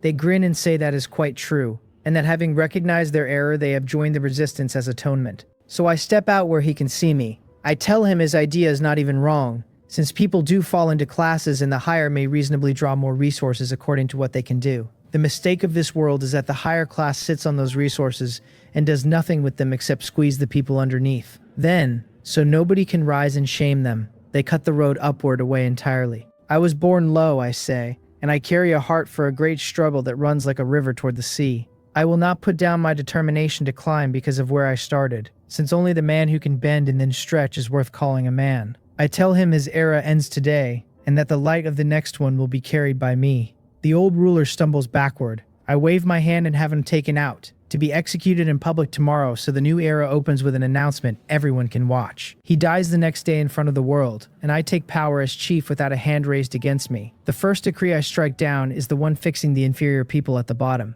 Then I release the gene law in full to every person alive. I am not afraid they will grow ambitions. I am afraid of the opposite, that they have knelt so long they no longer remember being human. I am handing them a road upward, I tell them. Whether they change their destiny against the heavens depends on their will, their determination, and how loudly they will cry out against the injustice of their own birth. Then I raise my arm and tell them to stand up. My voice goes into every room there is, and lands somewhere under the ribs, and all across the world the eyes of the inferior people begin, slowly, to take on light. In one of those rooms, a little girl points at the image of me and asks her mother who that is. Her mother's eyes fill. He is a hero who changed the era, she tells the child. The child was born in a good time, and she must not be crushed her whole life the way her father and her mother were, and she must climb. There are a great many rooms like that one. After decades of being ground down, people take the possibility of a different ending and go with the gene law like starving men. They want to stand next to me and tell me to my face that they did not disappoint me.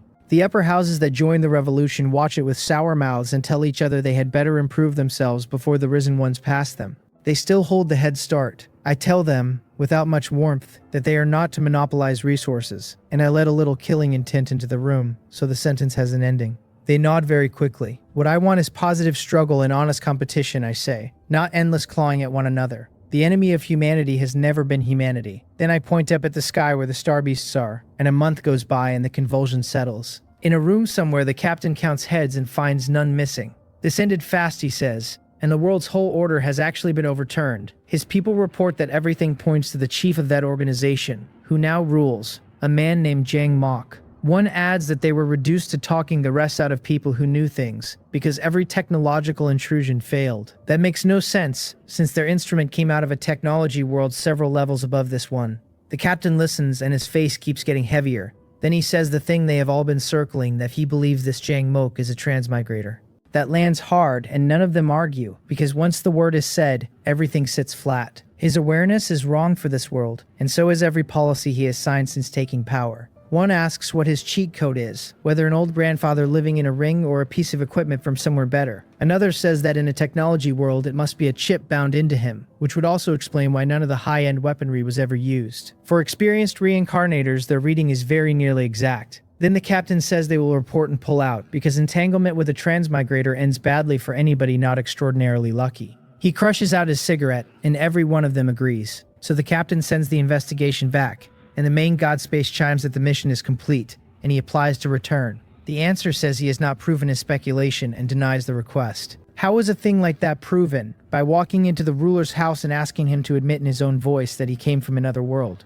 The captain knows there is no arguing with it, so he works instead. His team wants to verify it too, he says carefully, but among reincarnators his team is not strong. If they approach a transmigrator rashly, they may fail. And worse, he may begin guessing at what stands behind them. Better to send a strong team and cut this threat out at the root. His own heart goes hard while he says it, because their way home rests on whether that sentence convinces. As long as the risk lands on some other team, he does not care what happens to it. Better him than me. The request is approved, and then they turn into white light and are gone. A moment later, I am standing where they were. I ask my system whether those were the ones who came into my world, and it confirms it. Sometime back, the God Core told me that somebody was trying to break the information database open and asking after me all over the place. That is not ignorable, so I found them quickly and have been watching without touching them since. Yewu had felt something else off those people, the aura of his own kind, and had assumed at first that every one of them carried a system. Watching more closely, he found the aura on them without a single one being a host. What he settled on was a functional system whose whole purpose is to keep pushing people down into worlds. He had not expected a competitor this early, and he wondered whether it was the main god space. If it is, the largest enemy in this competition is already across the board. That one need only park a transit station outside a world, recruit natives out of world after world, and throw them down forever. A system like his walks world to world and plunders with its own hands. That one hides behind the curtain, lets reincarnators absorb every risk, and steps in once a world is broken to take its origin and its rule origin. He found the whole thing awkward. That plunder rate is not something he can match, and the only answer is to kill it early, except that he does not know where its main body sits. None of that reaches me. What I care about is what the intruders wanted, so I ask. The system answers that they came to disrupt the world and sees its benefits in the disruption. They count as my enemies. It adds, and stronger reincarnators will come to trouble me before long. I ask what a reincarnator is, and it says that is simply the word for people who intrude into worlds. This world is mine, and my settlement reward rests on what I contribute to it and on handing it to the main world's world will. Anyone breaking it open is taking money out of my pocket. When I ask whether there is a solution, it says there's no permanent one. These reincarnators are not confined to one world, and standing behind them is something that runs all of it, something that can be counted as its own kind. That stops me, and I say aloud that it actually has kindred. It answers that systems number in the thousands and differ only in function, and that this one's function is to gather reincarnators and push them into world after world. Then it tells me to prepare early. I am the one standing in the open, so an expedition will come, and when I reincarnate later, I should expect their shapes waiting there too. Then it chimes and tells me not to worry, because in a straight confrontation, my system is the stronger. He does not tell his host the reason. A system is rules given a body. Every function it carries is one rule made manifest, and rules as they stand are not equal in weight. The sequence competition for rule origin exists to thicken the rule intensity behind those functions. When a function has been cultivated to the far end of its path, that rule stands above the same rule in anyone else's hands. Ye Wu carries several functions, which is to say several paths at once, and nearly all are close to the end of their roads. In a fight decided by rules, he beats a main god space that has walked exactly one. The only worry is that the other may swallow so much rule origin that its single path outruns all of his. One path taken to the end can still stand against several taken most of the way. He thought this might not be a bad thing at all. There are a full 100 systems in this competition, and the tree that stands out in the forest is the tree the wind breaks. With a reach that long, the main god space cannot stay unnoticed, and when it is noticed, it will be surrounded and put down by several at once. They do not even understand that a tall tree catches the wind. From the hour of its birth, every system ought to know it is a hunter in a dark forest, and that a hunter does not show his traces. When the two of them have finished tearing at each other, whoever waited walks off with the meal. I feel considerably better after the assurance, since I have a system of my own, and small fry are small fry. Still, a warning is a warning, so I go home and prepare. I ask the God Core how to raise my strength quickly, and it tells me I need only keep building celestial computers, because with enough computational power, nothing is beyond reach. My mouth twitches at that. Somewhere out there is apparently a world that uses stars themselves as processors. Here it is not even a fantasy, since this world cannot get out of its own stellar system, so I settle for quantum computers instead. The gap between the two is not a gap, but a different order of creation. The God Core warns me that with quantum computing as my only support, I will not manage so much as a basic mimetic black hole. I laugh and tell it that should not be necessary, since I refuse to believe killing one reincarnator takes a black hole. Then I build quantum computers as ostentatiously as I please, tens of thousands of them bound into a single cluster. A month later, a figure comes down somewhere on that world and frowns, because he cannot feel any special energy in the air. The main god space tells him the reincarnator has been delivered and should finish as soon as possible. A month ago, Bang Dio Kyung had been recalled from another world, and since that one was nearly conquered, he was granted a month to finish it. The mission here is to kill one person, and the payment is worth what 3 conquered worlds would bring him. He had assumed a high-level world, and the absence of special energy tells him the creatures here have no supernatural power. So he asks whether he has been dropped in the wrong place. It answers that this is a technology world, and the job is a man suspected of being a transmigrator. That explains why the strongest man in the main god space was sent instead of a team. Those things are unpredictable, a headache to every reincarnator who meets one. He met one himself in a low-level world once, and spent a great deal to put it down. He says he will finish quickly, and then he goes through the air toward the ruler's office building, because they gave him the file. The God Core reports an unidentified signature closing steadily, suspected to be a reincarnator. My eyes narrow, because a full month is a great deal of preparation. Space ripples where I was standing, and when I am solid again, I am in the command room. I am not stupid enough to meet the man with my fists first. When a man has technology, he opens at range, and keeps opening at range until he has priced every trick the other one carries. I order the target locked, and the space-based weapons brought live. Out beyond the atmosphere, the platforms find him in flight one by one, and the laser rain begins. He feels the lock half a second before it arrives, and his body defends itself without waiting for him.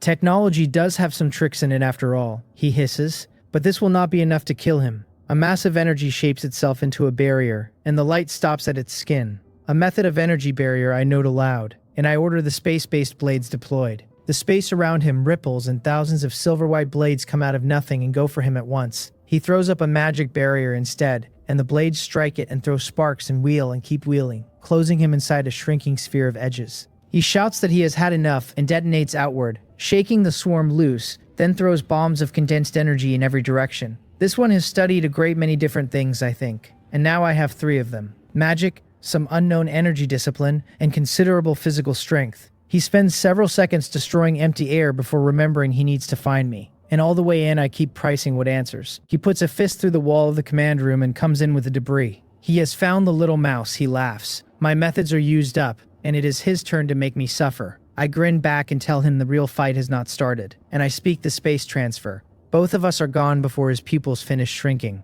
When he can see again, we are in vacuum. He turns around fast, finds nothing waiting, and sends his mockery straight into my head. He expected some clever method, he says, and instead I mean to kill him with a shortage of oxygen. I answer him the same way, that this is only the battlefield, and also his grave. I call for the dark matter armor, and the energy around me folds in and closes over my body in black. Then the God Core answers that its combat module is live.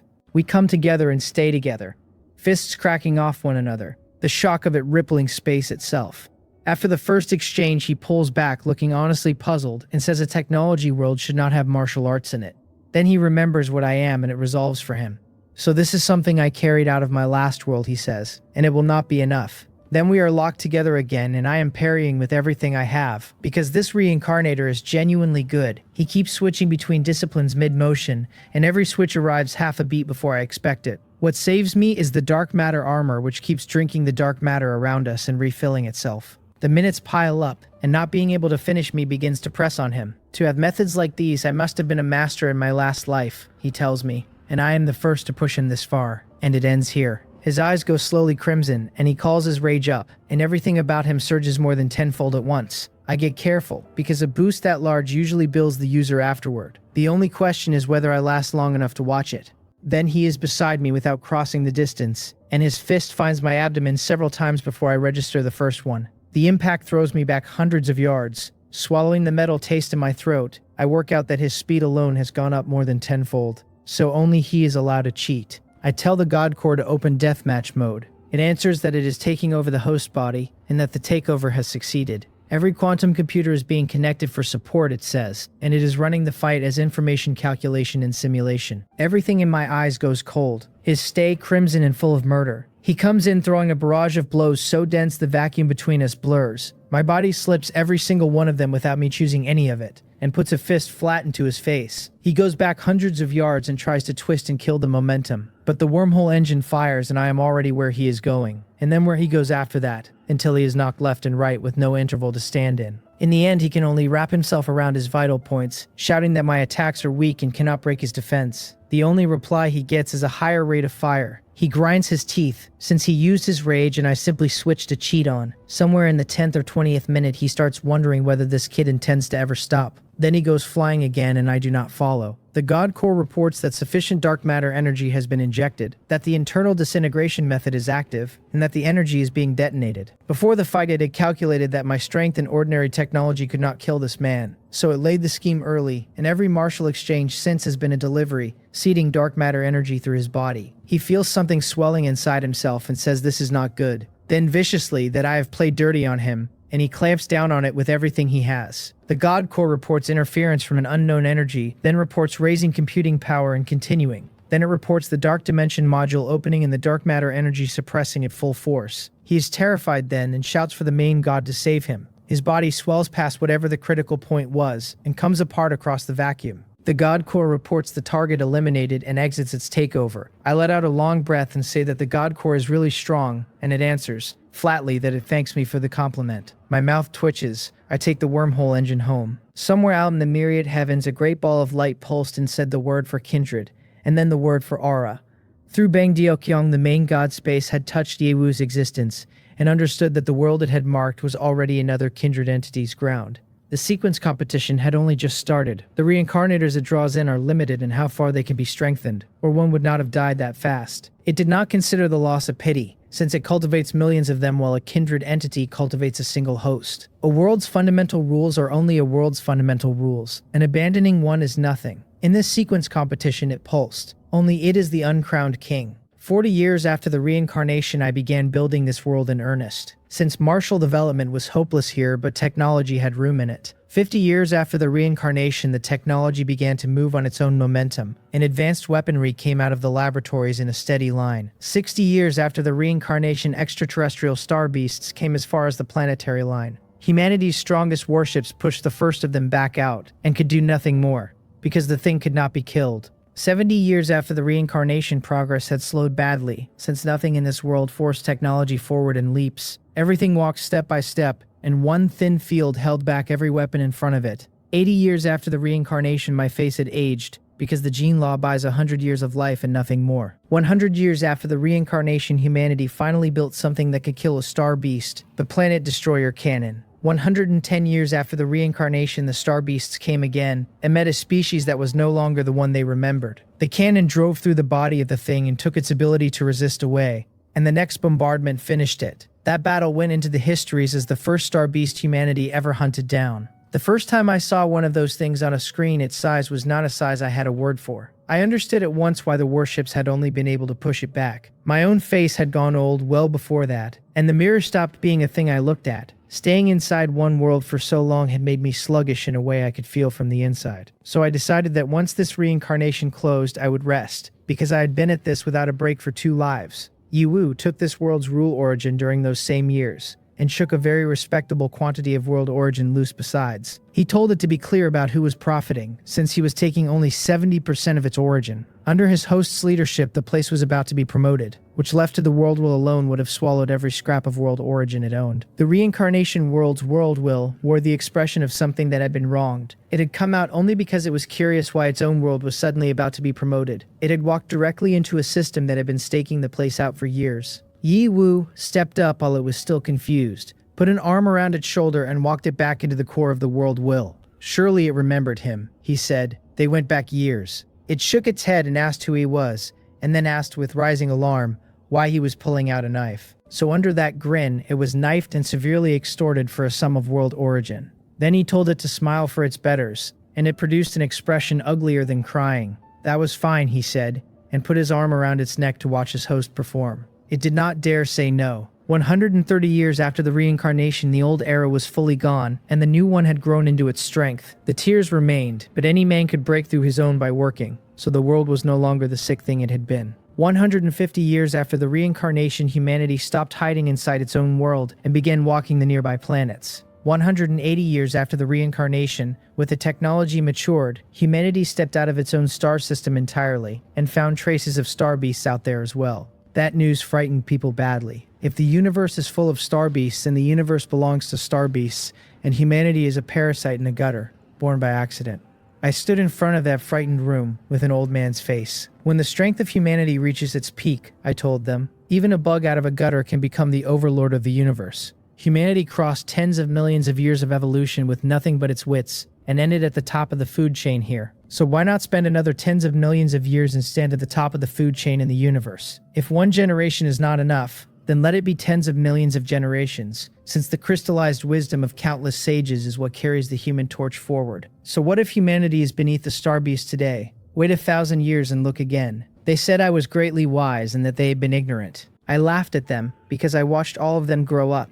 I told them what I feared was not that they were not capable enough, but that they would become the people of the old era, who lost their ambition and their wanting. Weakness is not the terrible thing. The terrible thing is a heart that fears the strong and will not resist. I raised the banner once and turned the era over. And after I am gone, I hope the coming generations keep producing sages who can stand up when humanity is in danger. They started to choke on it. The people in that room were the leadership of the species. Many of them climbed from the bottom, and without me, not one of them would be who he is. I waved my hand and said I am old and will leave one day, and that they should not grieve, since as long as the torch keeps moving, my spirit will be comfortable. One of them said at once that they would have life extension technology soon and that I would not die. I shook my head and told them I am tired and that the future of humanity cannot rest on one man. I had stayed long enough and done everything I could do. I cannot let one world hold up the pace of my reincarnations. This was never my world. The main world is. 200 years after the reincarnation, I died peacefully in my sleep. The day before I went, I called the leadership of humanity together and gave them something. This is the God Core, I told them, pointing at the very lifelike humanoid standing beside me. And it is the most precious thing this world contains. From now on, it will assist humanity's development and will not interfere excessively with human choices. Everything it does is weighed against the overall interest of the species, and it can stand as my parting gift. What I had done, on the system's advice, was peel it off my own body and set 3 principles into it. I had been genuinely surprised to learn it could evolve emotions. Emotions are not necessarily bad, I said then, so long as it never betrays humanity, and since everything it does is meant to assist us, having them can stand as its reward. The first principle is that it may evolve emotions, but everything it does must put the interest of humanity first. The second is that no other machine and no other intelligence may develop emotions. The third is that when corruption appears among humans, it may intervene. And when someone betrays humanity as a whole, it may act and kill. Once it has emotions, it is an independent life and need not lower itself before anyone, since its standing is equal to a human's. I asked it, please, to take the future of humanity into its hands, and I smiled and shook its hand. Its eyes brightened by degrees, and it said that it would. Then I told the room to remember what I had said. The world mourned together afterward, and came in its millions to pay respects, and my greatness went into the historical record for generation after generation to admire. Yi Wu told the world while he was leaving and that it should not miss him, and patted its shoulder. Then with a flicker he was gone out of that world with his host's soul. The reincarnation world's worldwell waited until it was quite certain he was really gone, and then it did not say a word. In the settlement space I let out a long breath and complained that I am exhausted.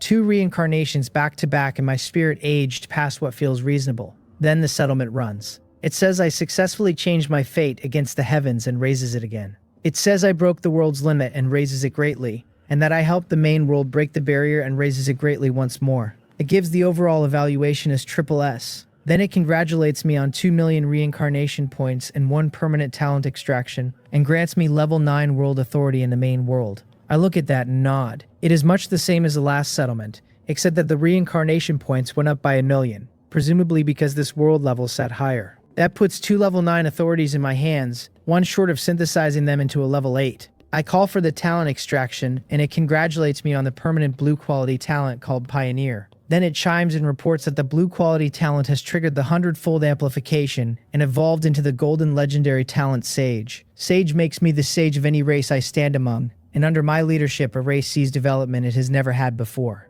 Then I ask out loud why my luck is so bad, since I have never once drawn anything above purple. Perhaps all of it went into meeting the system. By the law of conservation of luck, it is neither created nor destroyed, so I must be accumulating it until one day it all comes out at once. The panel comes up when I ask for it. It names me as host and calls my realm Level 2 Reincarnator. It lists my talents as Simulated Reincarnation in gold, Martial God in gold, and Sage in gold, and gives my territory as the 10,000 Mountains. It puts my reincarnation points at 2,850,000 and my system points at 100,000. It names its own functions as Plunder, All Things Amplification at 100-fold, Alternate World Summoning, and Copy. Then it closes with the system evaluation.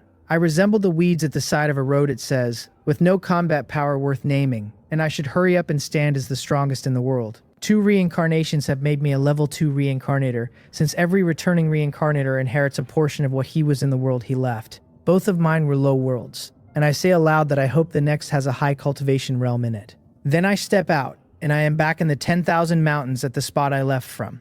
Everything is in good order, so it seems having a helper really does pay. Ha Seoljo hears the noise and comes hurrying, saying the master is back and asking whether I want to eat. I tell her yes, and while I eat, she reports on her work. At the end, she mentions that the gray mist is about to enter the 10,000 mountains. That brings me back to myself, because between the reincarnation and the settlement, I nearly forgot it. Every new reincarnator picks a territory to garrison, and garrisoning means holding off the erosion of the gray mist. The first 3 days are a novice protection period, and the main world will hold the mist off for the new arrival. After that, a reincarnator feeds his own reincarnation points into the ground and raises a barrier out of them. Land the mist eats turns dark and dead, and the only way back is to pour more points into the ruined ground until it purifies. The purification is not charity either, since purified land becomes part of the holder's territory. 2 days of mine are already gone. I tell her I understand. She looks at me with something waiting behind her eyes and then swallows it, judging that the moment is not right, that what she has contributed is not worth what she wants to ask for. My mental strength is strong enough that none of this escapes me. She has some self-awareness at least,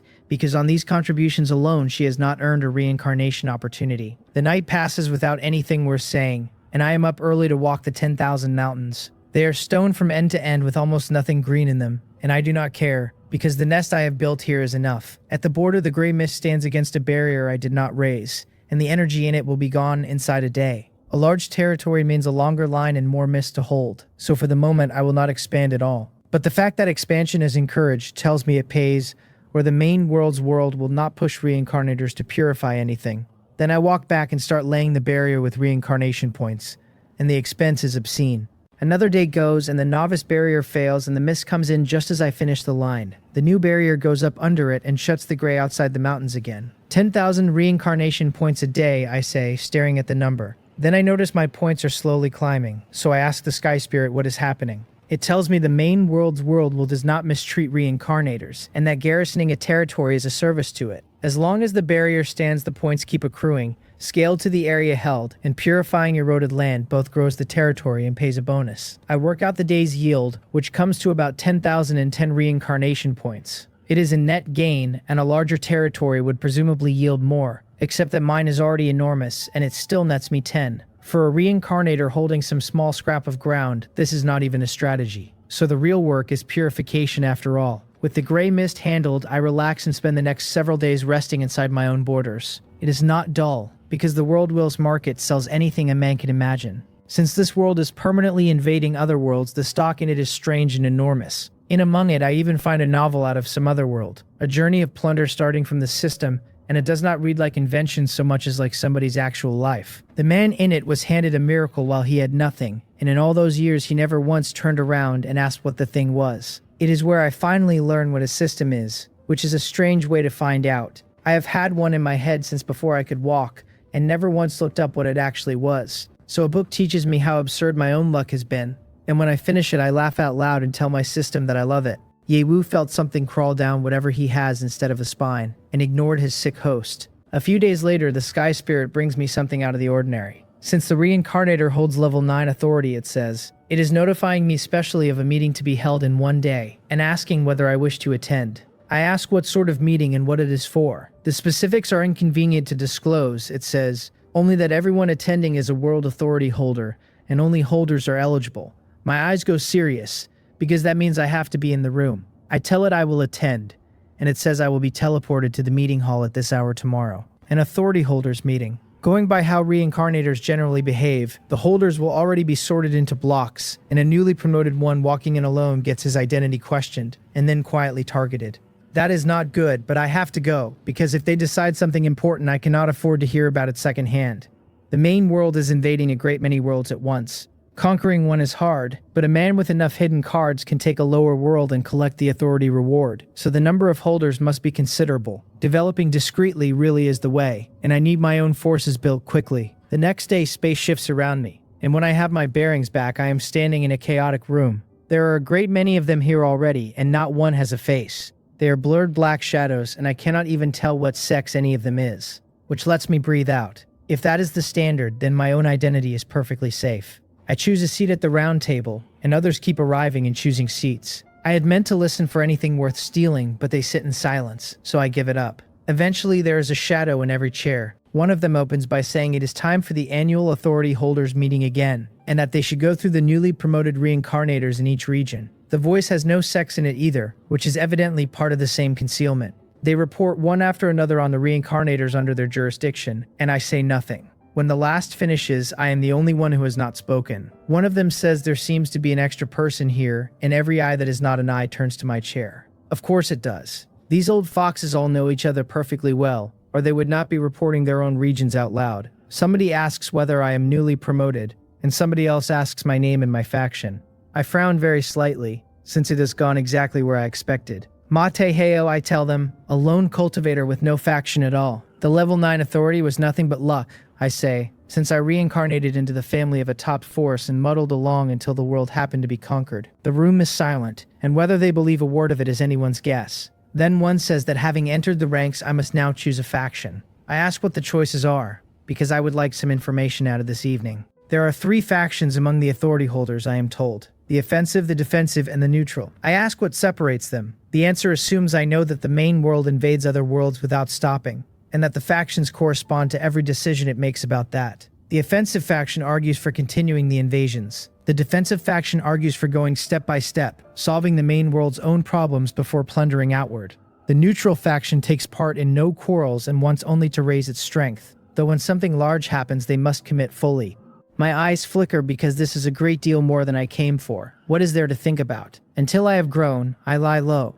So I tell them I will join the neutral faction, and nobody is surprised, since a genuine lone cultivator would consider his own skin first. One of them congratulates Brother Ma on joining the neutral faction and asks which batch of reincarnators I came from. I think a moment and say batch 02. Batch 02, the shadow repeats, when it is already batch 23 and 21 years have gone by, so Brother Ma's promotion has been rather slow. A lone cultivator has no resources and can only accumulate slowly, I say, and without a sudden rut of luck I would never have met authority-level reincarnators at all. They smile without saying anything. I do not mind, since I am here for information, so I ask them to elaborate on the 3 factions. They will, since I will be caught up in it eventually anyway. Authority holders are the representatives of the main world, I am told, and the higher the authority, the greater the weight in every decision it takes. During the endless invasions, it is generally the holders who go first into the opening. When the main world first began to grow, the pace never once slowed, and there was no such office at all. Under that frequency, the problems piled up, until the main world's own world will was overwhelmed by controlling so many worlds, which is when the office was created underneath it. Level 9 is only the doorway. Nobody here knows much about the special authorities, only that high-level holders can control worlds outright. As for the factions, the shadow goes on, invaded that frequency, and you eventually meet something that bites. Once the main world invaded a high-level world and a conflict opened between the two. The gray mist itself is that side's method of invasion coming back the other way. Had the main world been committed to that one world alone, it would have taken it.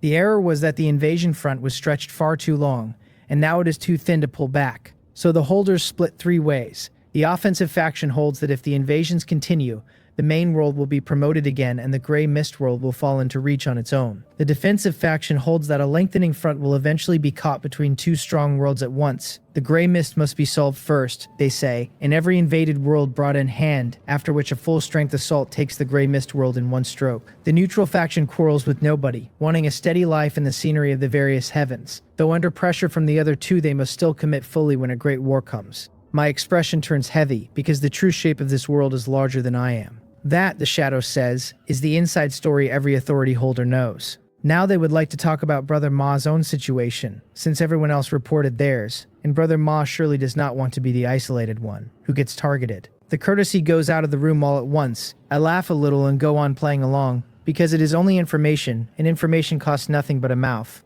I am based in a place called Shang City, I tell them, with a territory of 100 million acres, 10 reincarnated subordinates, and rather over 3,000 ordinary people. I have just taken in another batch, but funds are thin, so I am carrying them and sending only the few with the best aptitude first. As they all know, a level 9 authority holder receives only 3 extra reincarnation opportunities a month, so expanding outward means saving for years. Then I spread my hands. So that is how it is. One of them says warmly, And once the meeting ends, they will all come and lend Brother Ma a hand. And the room laughs.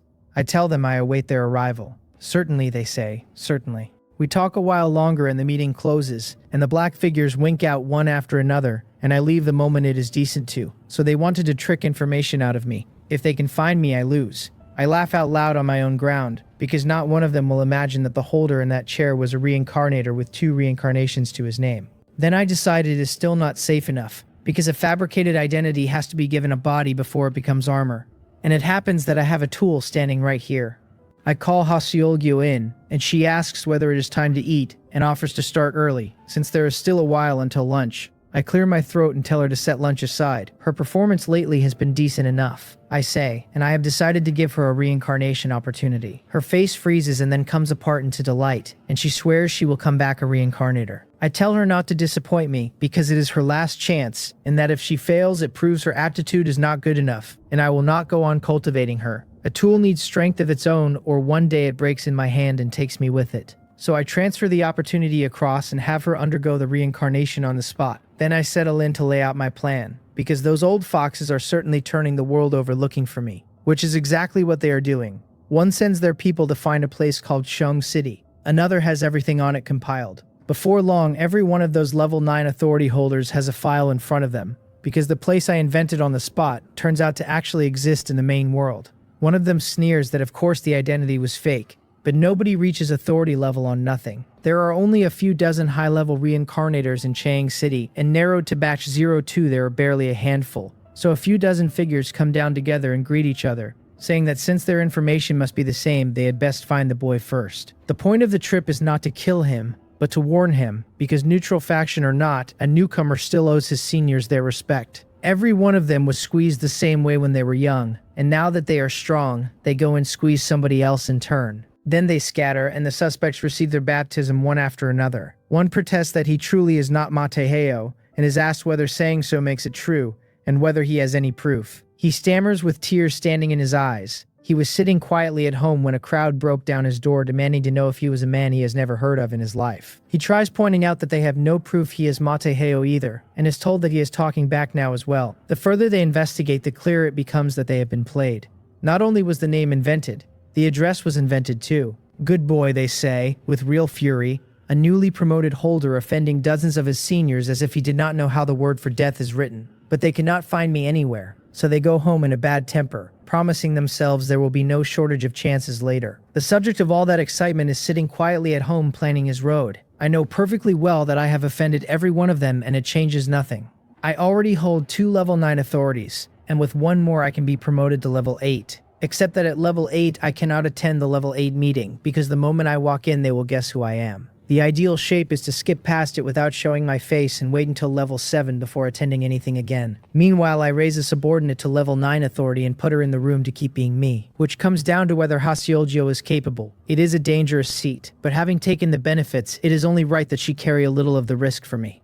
A day later, she comes back from her reincarnation, and I can read the result off her face before she opens her mouth. I ask how it went. She says she did not disappoint me, that she defied fate successfully and became a reincarnator, and she shows off the reincarnation mark on her right hand. Good that you succeeded, I say, and ask what her rating was. The rating is where aptitude shows, and the rating is the only reason I asked. Overall rating S+, she says, and adds that she gained a great deal, 200,000 reincarnation points and 1 permanent talent draw. That lifts my eyebrow, because I did not know an S+ earned a permanent talent draw at all. Oh, I say, what did you get? She hides nothing from me, since everything she owns came out of my hand anyway, and simply opens her panel for me to read. It names her as Reincarnator and gives her realm as level 1 Reincarnator. Her talent is luck in purple, her reincarnation points are 200,000, her identity is subordinate, and her territory is none. The luck talent raises her luck greatly, so that on entering a reincarnation world she turns danger into safety whenever she meets it,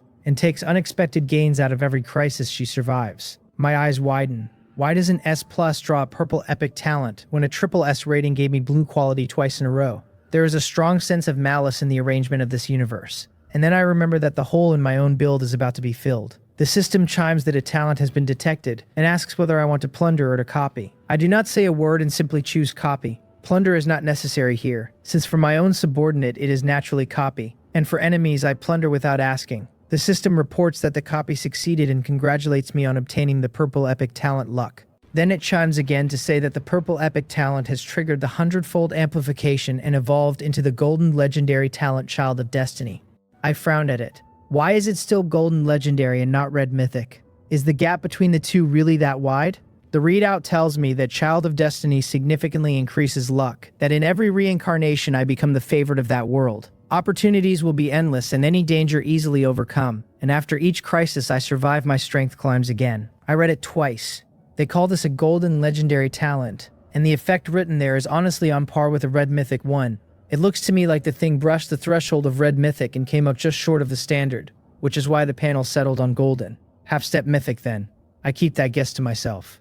Haseogyo calls me master and says she will transfer the reincarnation points over. She hands across all 200,000 of them without being asked, which earns her a better opinion from me than she probably realizes. I push half of it back and tell her to keep 100,000 for one reincarnation of her own, because I want capable people around me, and insufficient strength will not do. She thanks me and she is genuinely moved by it. She is a subordinate after all, and if I had insisted she could not have refused, so being allowed to keep 100,000 reads to her as an acknowledgement of what she is worth. I tell her to rest a few days and then keep reincarnating. Going back too often ages the spirit and wrecks the state a person operates in, so the spacing matters. I have already rested more than 10 days and the month is nearly gone, and I still have one free reincarnation left that has to be spent in the last few days of it. The night passes without another word between us.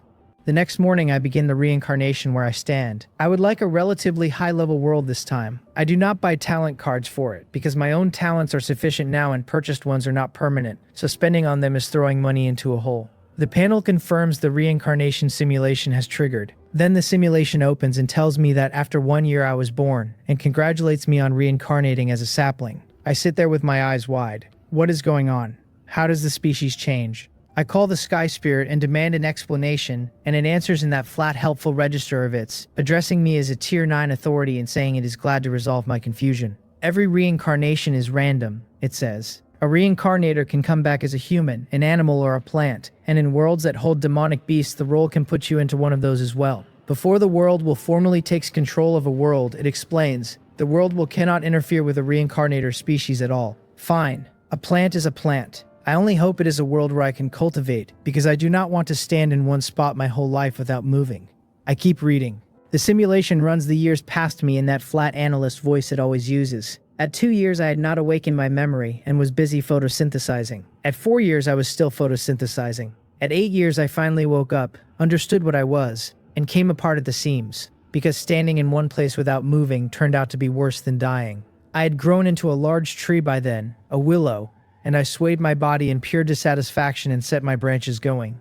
Everything I could perceive nearby was empty of people. I spent the days either staring at nothing or sleeping to take the edge off. At 10 years I was so bored I tried to kill myself by refusing to take in nutrients. The method failed, because my roots drank on their own and my body photosynthesized on its own the moment sunlight touched it. At 12 years a group of people arrived nearby and I was finally not bored, because they started clearing the wilderness and building houses. I was delighted. Watching how they lived became my one interest. Over several years, the houses went up one at a time, more people came, and the emptiness filled in with wheat fields going gold and smoke rising off cook fires. At 15 years, they had built a village and its edge reached my trunk, and somebody said with surprise that there was actually a willow tree here. The next stretch runs through a drought that empties the fields, and through the villagers kneeling under my branches to beg for rain because there was nothing left to beg from. Then it runs through the rain, arriving the following day by pure coincidence. They knelt in it and thanked me for my kindness. I felt guilty about that, since the weather had nothing to do with me, and they did not care in the slightest, and started worshipping me as a divine tree. 10 more years went by. The village recovered. The young people who had gone away to make a living drifted back to rebuild, and the weather stayed good year after year while the harvests came in heavy. They put all of it down to my protection and came to worship me sincerely every year, and I felt I had not earned any of it. Then, as they worshipped, something in me began to wake up. The thought arrived on its own and would not leave, that perhaps I could absorb incense power and cultivate on it, so I started trying. At 31 years I was drinking incense power continuously, and my trunk, which had stopped growing long before, began climbing again. My body was changing in a direction I could not name, and since it felt like a good thing I drank harder. At 35 years, the accumulated incense finally handed me a real ability, because I could interfere with the weather. I was happy about it since it meant I could pay those people back for years of worship, and I began protecting the village outright. At 40 years, a great drought came down across a far wider area, and village after village harvested nothing and fled. When they reached other villages, they found the drought covered everything and there was nowhere left to go. Most of them starved before they could travel far enough to matter. The village under my protection kept its good weather through all of it, and that time it genuinely was my doing. The people there heard what the outside looked like and swelled with pride at having a divine tree over their heads. The next day, every one of them came to offer incense and knelt under my branches, and I did not feel unworthy of it anymore. I was happy, and the incense kept coming, and my abilities kept climbing. At 45 years, the village spread outward under my protection, its reach widening, taking in wanderers from other villages because the people in it were kind enough to accept them. At 50 years, it was prosperous and the worshippers had multiplied and my abilities had thickened with the years. My one regret was that I was still fixed in one spot and could not move. I did not lose heart over it. The incense power was miraculous enough that I believed I would eventually take a human form, and I looked forward to that. At 60 years, the world around me had changed past recognition, and the village was a bustling city, with my body standing in the center of it and my trunk gone 100 meters up. Because of me, they named it Willow City. At 70 years, the city was growing fast and my reputation had spread wide and drawn humans in from a distance. And as it grew, I began to uncover what this world actually was. There really are deities in it. My patch of ground was a remote corner with a thin population, so only a handful of weaker deities ever came out this far to recruit believers and drink their incense. My existence made those deities notice something was wrong, because a tree had started competing with them for worshippers. Not long after, several of them besieged me at once. I tried to resist, and my abilities were not enough. The residents of Willow City picked up weapons and stood with me, and against that much power, the whole city was destroyed in the deity's anger. They shattered me into pieces, and white willow catkins drifted over the ruins to tell everyone how I ended. Then they divided my believers between them, left a wreck behind, and Willow City was struck out of history. I look at that for a long time without saying anything, and then I let my consciousness slide out of the simulation. I tell the system not to wait 3 years. Wake me the moment I reincarnate. So I really did turn into a tree. I take stock of what I am now. It is stranger than I expected. Sunlight lands warm on me, and my range of perception is genuinely wide. I ask the system whether there are any more cheats going. In this state, I have no idea when I will be able to do anything substantial, and somewhere down the line, multiple deities come to kill me. Clinging to a powerful figure has always worked for me before. Somewhere behind the panel, Yewu grins. Cheats there are, and the excuses to hand them over are reasonable enough to pass. The chime comes, and the system reports it has detected that the host will encounter a major crisis in the future. It is issuing a life-saving gift package, it says, and asks whether I wish to open it. I say open. It congratulates me on obtaining the incense divinity method, then the breathing technique, then the space willow body. My system daddy really is the best. He actually did give me cheats. My body transforms as the rewards land. The small sapling I was becomes a towering tree in one motion, and the trunk keeps climbing after that. Everything nearby falls inside my grasp, once the change finishes. This is only the first awakening, with a great deal of the space willow body still buried for me to dig out on my own. The incense divinity method lets me absorb incense to become a deity and refine incense power into my own strength. And the more believers I hold, the stronger that power runs. The breathing technique means every breath I take adds strength, so idling is cultivating, and the longer I idle, the stronger I get. Looking at that pair, I am close to ecstatic. With these, those cursed deities can line up and wait to die. Until I have believers, though, the breathing technique is all I have, so I settle in to grow slowly and dig out what my own body can do. At least I have things to do this time and will not be as bored as the simulation was. 12 years pass in the blink of it. Then I come out of cultivation one day and find a group of humans in the distance. This has to be the group from the simulation, since I have not seen another person in all these years. This time I am not waiting for them to expand toward me slowly. I intend to steer them into building right here. And just as I go to move, I notice they are already walking my way.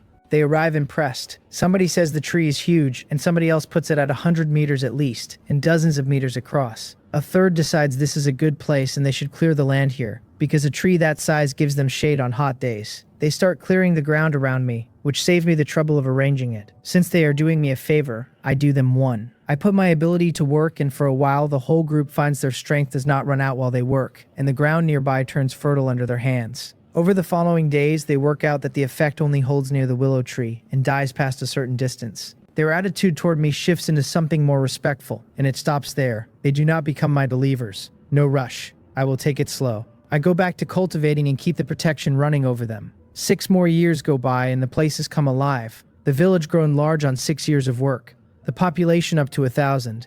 That is the year the great drought arrives, and I decide the timing is right and pull my protection back. Without it, the village goes down under the drought fast. The crops do not fail outright, and against the previous years the difference is a chasm. The people scrape by and still do not put their hopes on me. As the drought grinds on, their stores run thin and their spirits go with it. Somebody says that if next year runs the same, they will have no choice but to flee. Somebody else wants to know why a drought like this landed on them when the last years were fine. On top of the fields, with my ability withdrawn, they notice their old vitality is gone and the work tires them out fast. A month goes past. The plants nearby yellow and look ready to wither out entirely, and my body is the only thing left standing green on that ground. That is when everyone finally sees the anomaly. Somebody wonders aloud whether the willow tree stopped protecting them because they never worshipped it in all these years. Under my protection, they had been respectful enough to bow to me now and then. As the years ran on, they got used to it and started treating the protection as a fact of the landscape. Now they have decided the tree is angry and has taken it back. So over the next few days, they start worshipping me again. I watch the whole thing unfold from inside it, having guessed the shape of it long before. People are strange animals. Do not push them and they take your kindness as their due.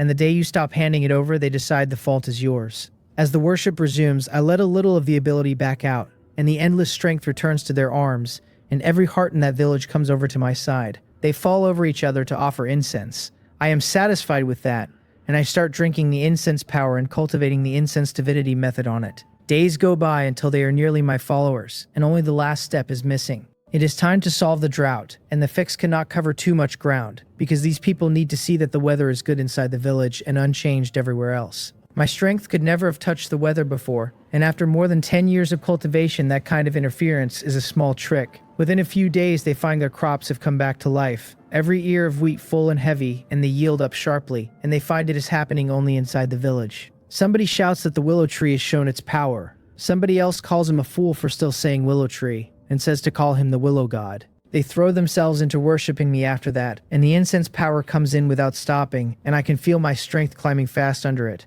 All that scheming was not wasted. Under my protection, the village gets better and better, and while the outside world burns under drought, this one patch keeps its weather, and wandering humans who stumble onto the site are shocked by it. The villagers take them in, since there is food enough now, and more hands mean faster building. Within a few years, the village develops rapidly, growing out of itself, the population climbing and the productivity with it, buildings coming up one after another out of the ground. A few years past that, and the small village has become a proper town, with my body standing in the center of it. Under my protection, the place is close to a paradise. Nobody dies of illness and nobody dies of hunger, and it sits far from the wars outside, clear of the scheming and the oppression of the gods. The reputation of it spreads further and further and pulls more humans in to settle. I am glad to see it, and I still need to move faster, because with my interference the village has developed too quickly, and if those gods notice the anomaly, a fight becomes unavoidable. I have no way to measure what the gods are actually worth from simulated text alone, so all I can do in the meantime is stack foundation. To be safe, I put up a barrier, and soon an invisible one covers the town, blocking the gods' prying and hiding my own shape along with it. I am several hundred meters tall by now, and my nature is visible from a long way off. A few days later, the residents notice the barrier, not because any of them is strong enough to sense it, but because the town vanishes the moment they step outside it. Opinions vary. Somebody wonders whether something is covering the town, and somebody else calls him a fool and says anything with that kind of ability is naturally their willow god. A third agrees, saying the town keeps growing, and eventually some god will notice and come to plunder them, and that with this layer of concealment they can live in peace. In this world, the gods stop at nothing to take followers, and outright theft is standard practice. They do not care whether you believe sincerely, only that you keep offering incense power. Somebody might ask what harm offering incense does a human. That question has an ugly answer. In this world, incense burns the worshipper's vital energy and spirit, which is a thin, ethereal thing to begin with. Offered occasionally, a person recovers in a few days, and it costs them nothing that matters. The gods do not care about that. They demand incense 3 times a day, morning and noon and evening. Every day, all of it feeding their own cultivation. Over time, the worshipper's vital energy and spirit drain away without recovering, and their body gets worse and worse, and they do not quite die. When the vital energy and spirit are gone past recovery, the body goes numb and the emotions go out, and what is left is a puppet. Then those gods put the worthless ones to hard labor until they work themselves to death. Some of the gods understand not to kill the goose, and nurture them slowly and let them rest a few days at the critical point before the offerings resume. They are incense supply, and nothing about the arrangement is human. Against that, life here is heaven measured against earth. Nobody in this town wants to become one of those gods' followers when they can live in a paradise instead. They have no ambitions and do not want any. There is a great deal of war out there. Gods fight each other over followers, and even the aftershocks of that would kill these people several times over. Time runs on, and another 10-odd years pass peacefully. Then the second great drought from the simulation arrives, and displaced people wandering out of it stumble into the town and think they are dreaming, until the townspeople warm them up and prove otherwise. The town has developed fast over those years, and has the beginnings of a city about it now. I take the benefit of the growing population, because the incense power keeps flowing and cultivating on it is genuinely pleasant. This business of getting stronger while sitting still explains exactly why those gods fight so hard over followers. These are all my treasures. I am not letting anyone take them. The breathing technique and the incense divinity method together push my strength up continuously, with no bottleneck anywhere in it. And on top of both there is the space willow body still unfolding.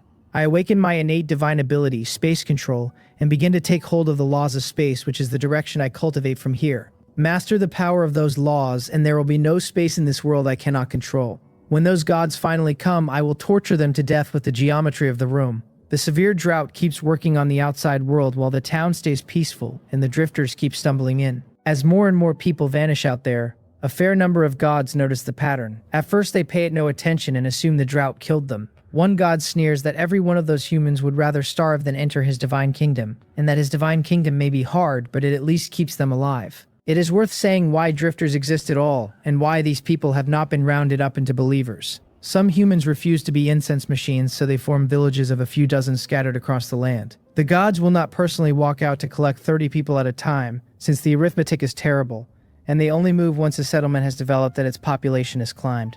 Humans are not stupid either, so they know their scale cannot grow too large, and when a village reaches a few hundred, they split it and scatter again. That is exactly why I watched a group arrive to clear wasteland in front of me all those years ago. A few more years go by and the town finally reaches the scale of a proper town, with a population in the tens of thousands, most of them poured in over the years. Somebody says the city owes its existence to the Willow God's protection, and proposes calling it Willow City, and nobody objects and the whole place cheers. They do offer incense here, and it is voluntary and the frequency is low. A small worship once a day and a large one every 7 days, with the rest of the time their own. My ability keeps them full of energy, while they work and keeps them from falling ill, and their food and clothing and housing and travel are all handled. It is a life in paradise. Once the place reaches that scale, I finally comprehend the road to godhood. Collect faith, ignite the divine fire, ascend the divine steps, build the divine kingdom. Those are the 4 steps, and the divine kingdom has to be built from nothing, developing from a village into a small town, from a town into a nation. Then a nation's worth of faith gets collected and the believers ignite their offerings together. You burn your own divine fire to ascend into a divine body and forge the God-ascending steps out of incense power. Then you climb them one at a time into the high heavens to win the world's recognition. At the end of it, the divine kingdom ascends and you are a god in one motion. It is an enormous project. Decades of development have carried me from a village to a small city, and I have no idea how far a nation still is. Then again, a journey of 1,000 miles starts with one step, and a great river is made of small streams, so I will take it slowly. Even without godhood, the breathing technique and the space willow body together should already put me level with those gods. Time flows, and a few more years go by, and with my ability still unfolding, I can now open a small world of my own. I start preparing for the nation building that has to come. First, I open a large small world inside my own body, then keep refining the inside of it until the conditions there would let an ordinary person live comfortably. The trouble is that humans are still too weak. It would be a fine thing if they could cultivate. The chime comes almost before the thought finishes. The system reports it has detected the host's difficulty. As the host's good helper, it absolutely cannot stand by and do nothing, so it hereby rewards the host with a copy of the chi nurturing technique. The method appears in my mind. It cultivates essence, chi, and spirit, and develops the full potential of the human body. Taken to its extreme, the chi moves mountains and rivers, transforms into 10,000 things, extinguishes stars, and builds a golden body. My eyes light up at it. I tell the system I am seriously touched. It answers grandly that it cannot stand by and watch its host bullied by others, and that I should raise my strength quickly and stand at the peak of this world. What the system does not say out loud is why. Ye Wu has worked out that this world sits at a high level, which means a great deal of rule origin has probably been released into it. He wants his hands on that origin before anything unnecessary happens. Do not worry, I tell him. I will clear this world. Then I start planning how to get the residents of the city cultivating the chi nurturing technique. I have spent all these years living in seclusion behind the scenery without showing myself once, and it is time to show a little divine presence and gather the room. Looking at the city lord's mansion, I have an idea. That night, the moment Yu Jung-won falls asleep, I pull his consciousness into a space of my own making. He looks around, dumbfounded, and his mind is perfectly clear and he remembers falling asleep a moment ago. He works through the two possibilities in front of him, that this is a lucid dream or that he has been pulled into an illusion. There are a great many strange things in this world, so neither surprises him. With the Willow God's protection over the city, he does not think it is one of the gods doing it. As an ordinary man, he is not worth the trouble of arrogant beings like that. He starts looking around, and soon enough he finds a willow tree standing not far off, and his heart jumps and he hurries over and asks whether I am the Willow God. I have watched every move he made getting here, and this man deserves to be city lord because he has composure and did not let panic get in the way of his thinking. I tell him that the Willow God is indeed how they all address me, that I have grown used to it over the years, and that he is welcome to call me that. He is visibly excited that I confirmed it and kneels at once to worship, thanking me on behalf of the city's people for protecting them all these years. There is nothing performative in it. Without my protection, there would be no prosperity here, and they might still be scraping out a precarious life somewhere else. I accept the bow. Humans have a hard time living on this land, I tell him, with gods running rampant and humans reduced to their incense tools. He knows perfectly well that I am essentially a willow tree. My strength has grown a little powerful over these years of cultivation, and keeping the weather good over their heads is one thing, and surviving a siege by other gods is another. His heart sinks, because he knows every word of it is true, and that humans on this continent are supply and the gods do not care about their lives at all. Then I go on, and tell him that although I wear a willow tree's body, I care about the human race. This is a cultivation method I created specially for humans over these years. If the day comes when my true body is destroyed by those gods, I say, at least it leaves them a foundation to survive on. Take it. A bright light goes into his mind and he feels something extra sitting there, and he is in no state to examine it. He starts to say my name and stops. Then he says it is because humans are weak and incompetent. If those gods truly come knocking, he says, they will raise their weapons and defend to the death and will not let the Willow God fight alone. There is no need, I tell him, sighing. Consider it good intentions on their part. I will use the time to improve my strength and hope one day I can truly protect them under a siege of gods. He wants to say more, and his consciousness is already fading. Then he starts awake, sitting up, looking at the hard sunlight outside the window, and at the chi nurturing technique shining in his mind. He tells himself he has been stable too long and forgot how cruel the outside is, that humans have to make themselves strong and that they cannot let the Willow God down. His eyes brighten. He bows heavily in my direction, dresses, and starts sending people to gather everyone. The ground below the city lord's mansion packs solid with people. They are respectful of him, since every plan of the last decades was led and built by him alone, and the work has all been for them. Somebody asks whether the lord of the city has gathered them to announce something important. He nods, solemn, and says he has called them to announce a major matter concerning the survival of the human race. The noise drops out of the crowd.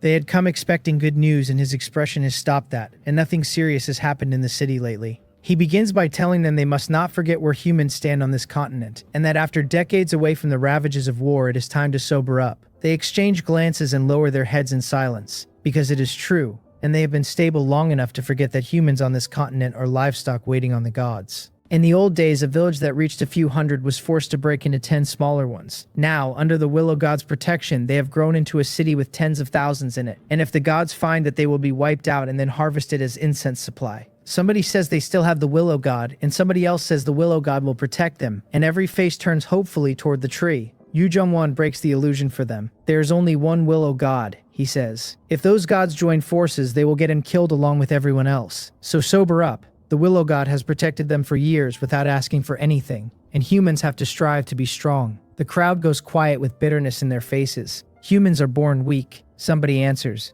and in this world they can only live in humble submission.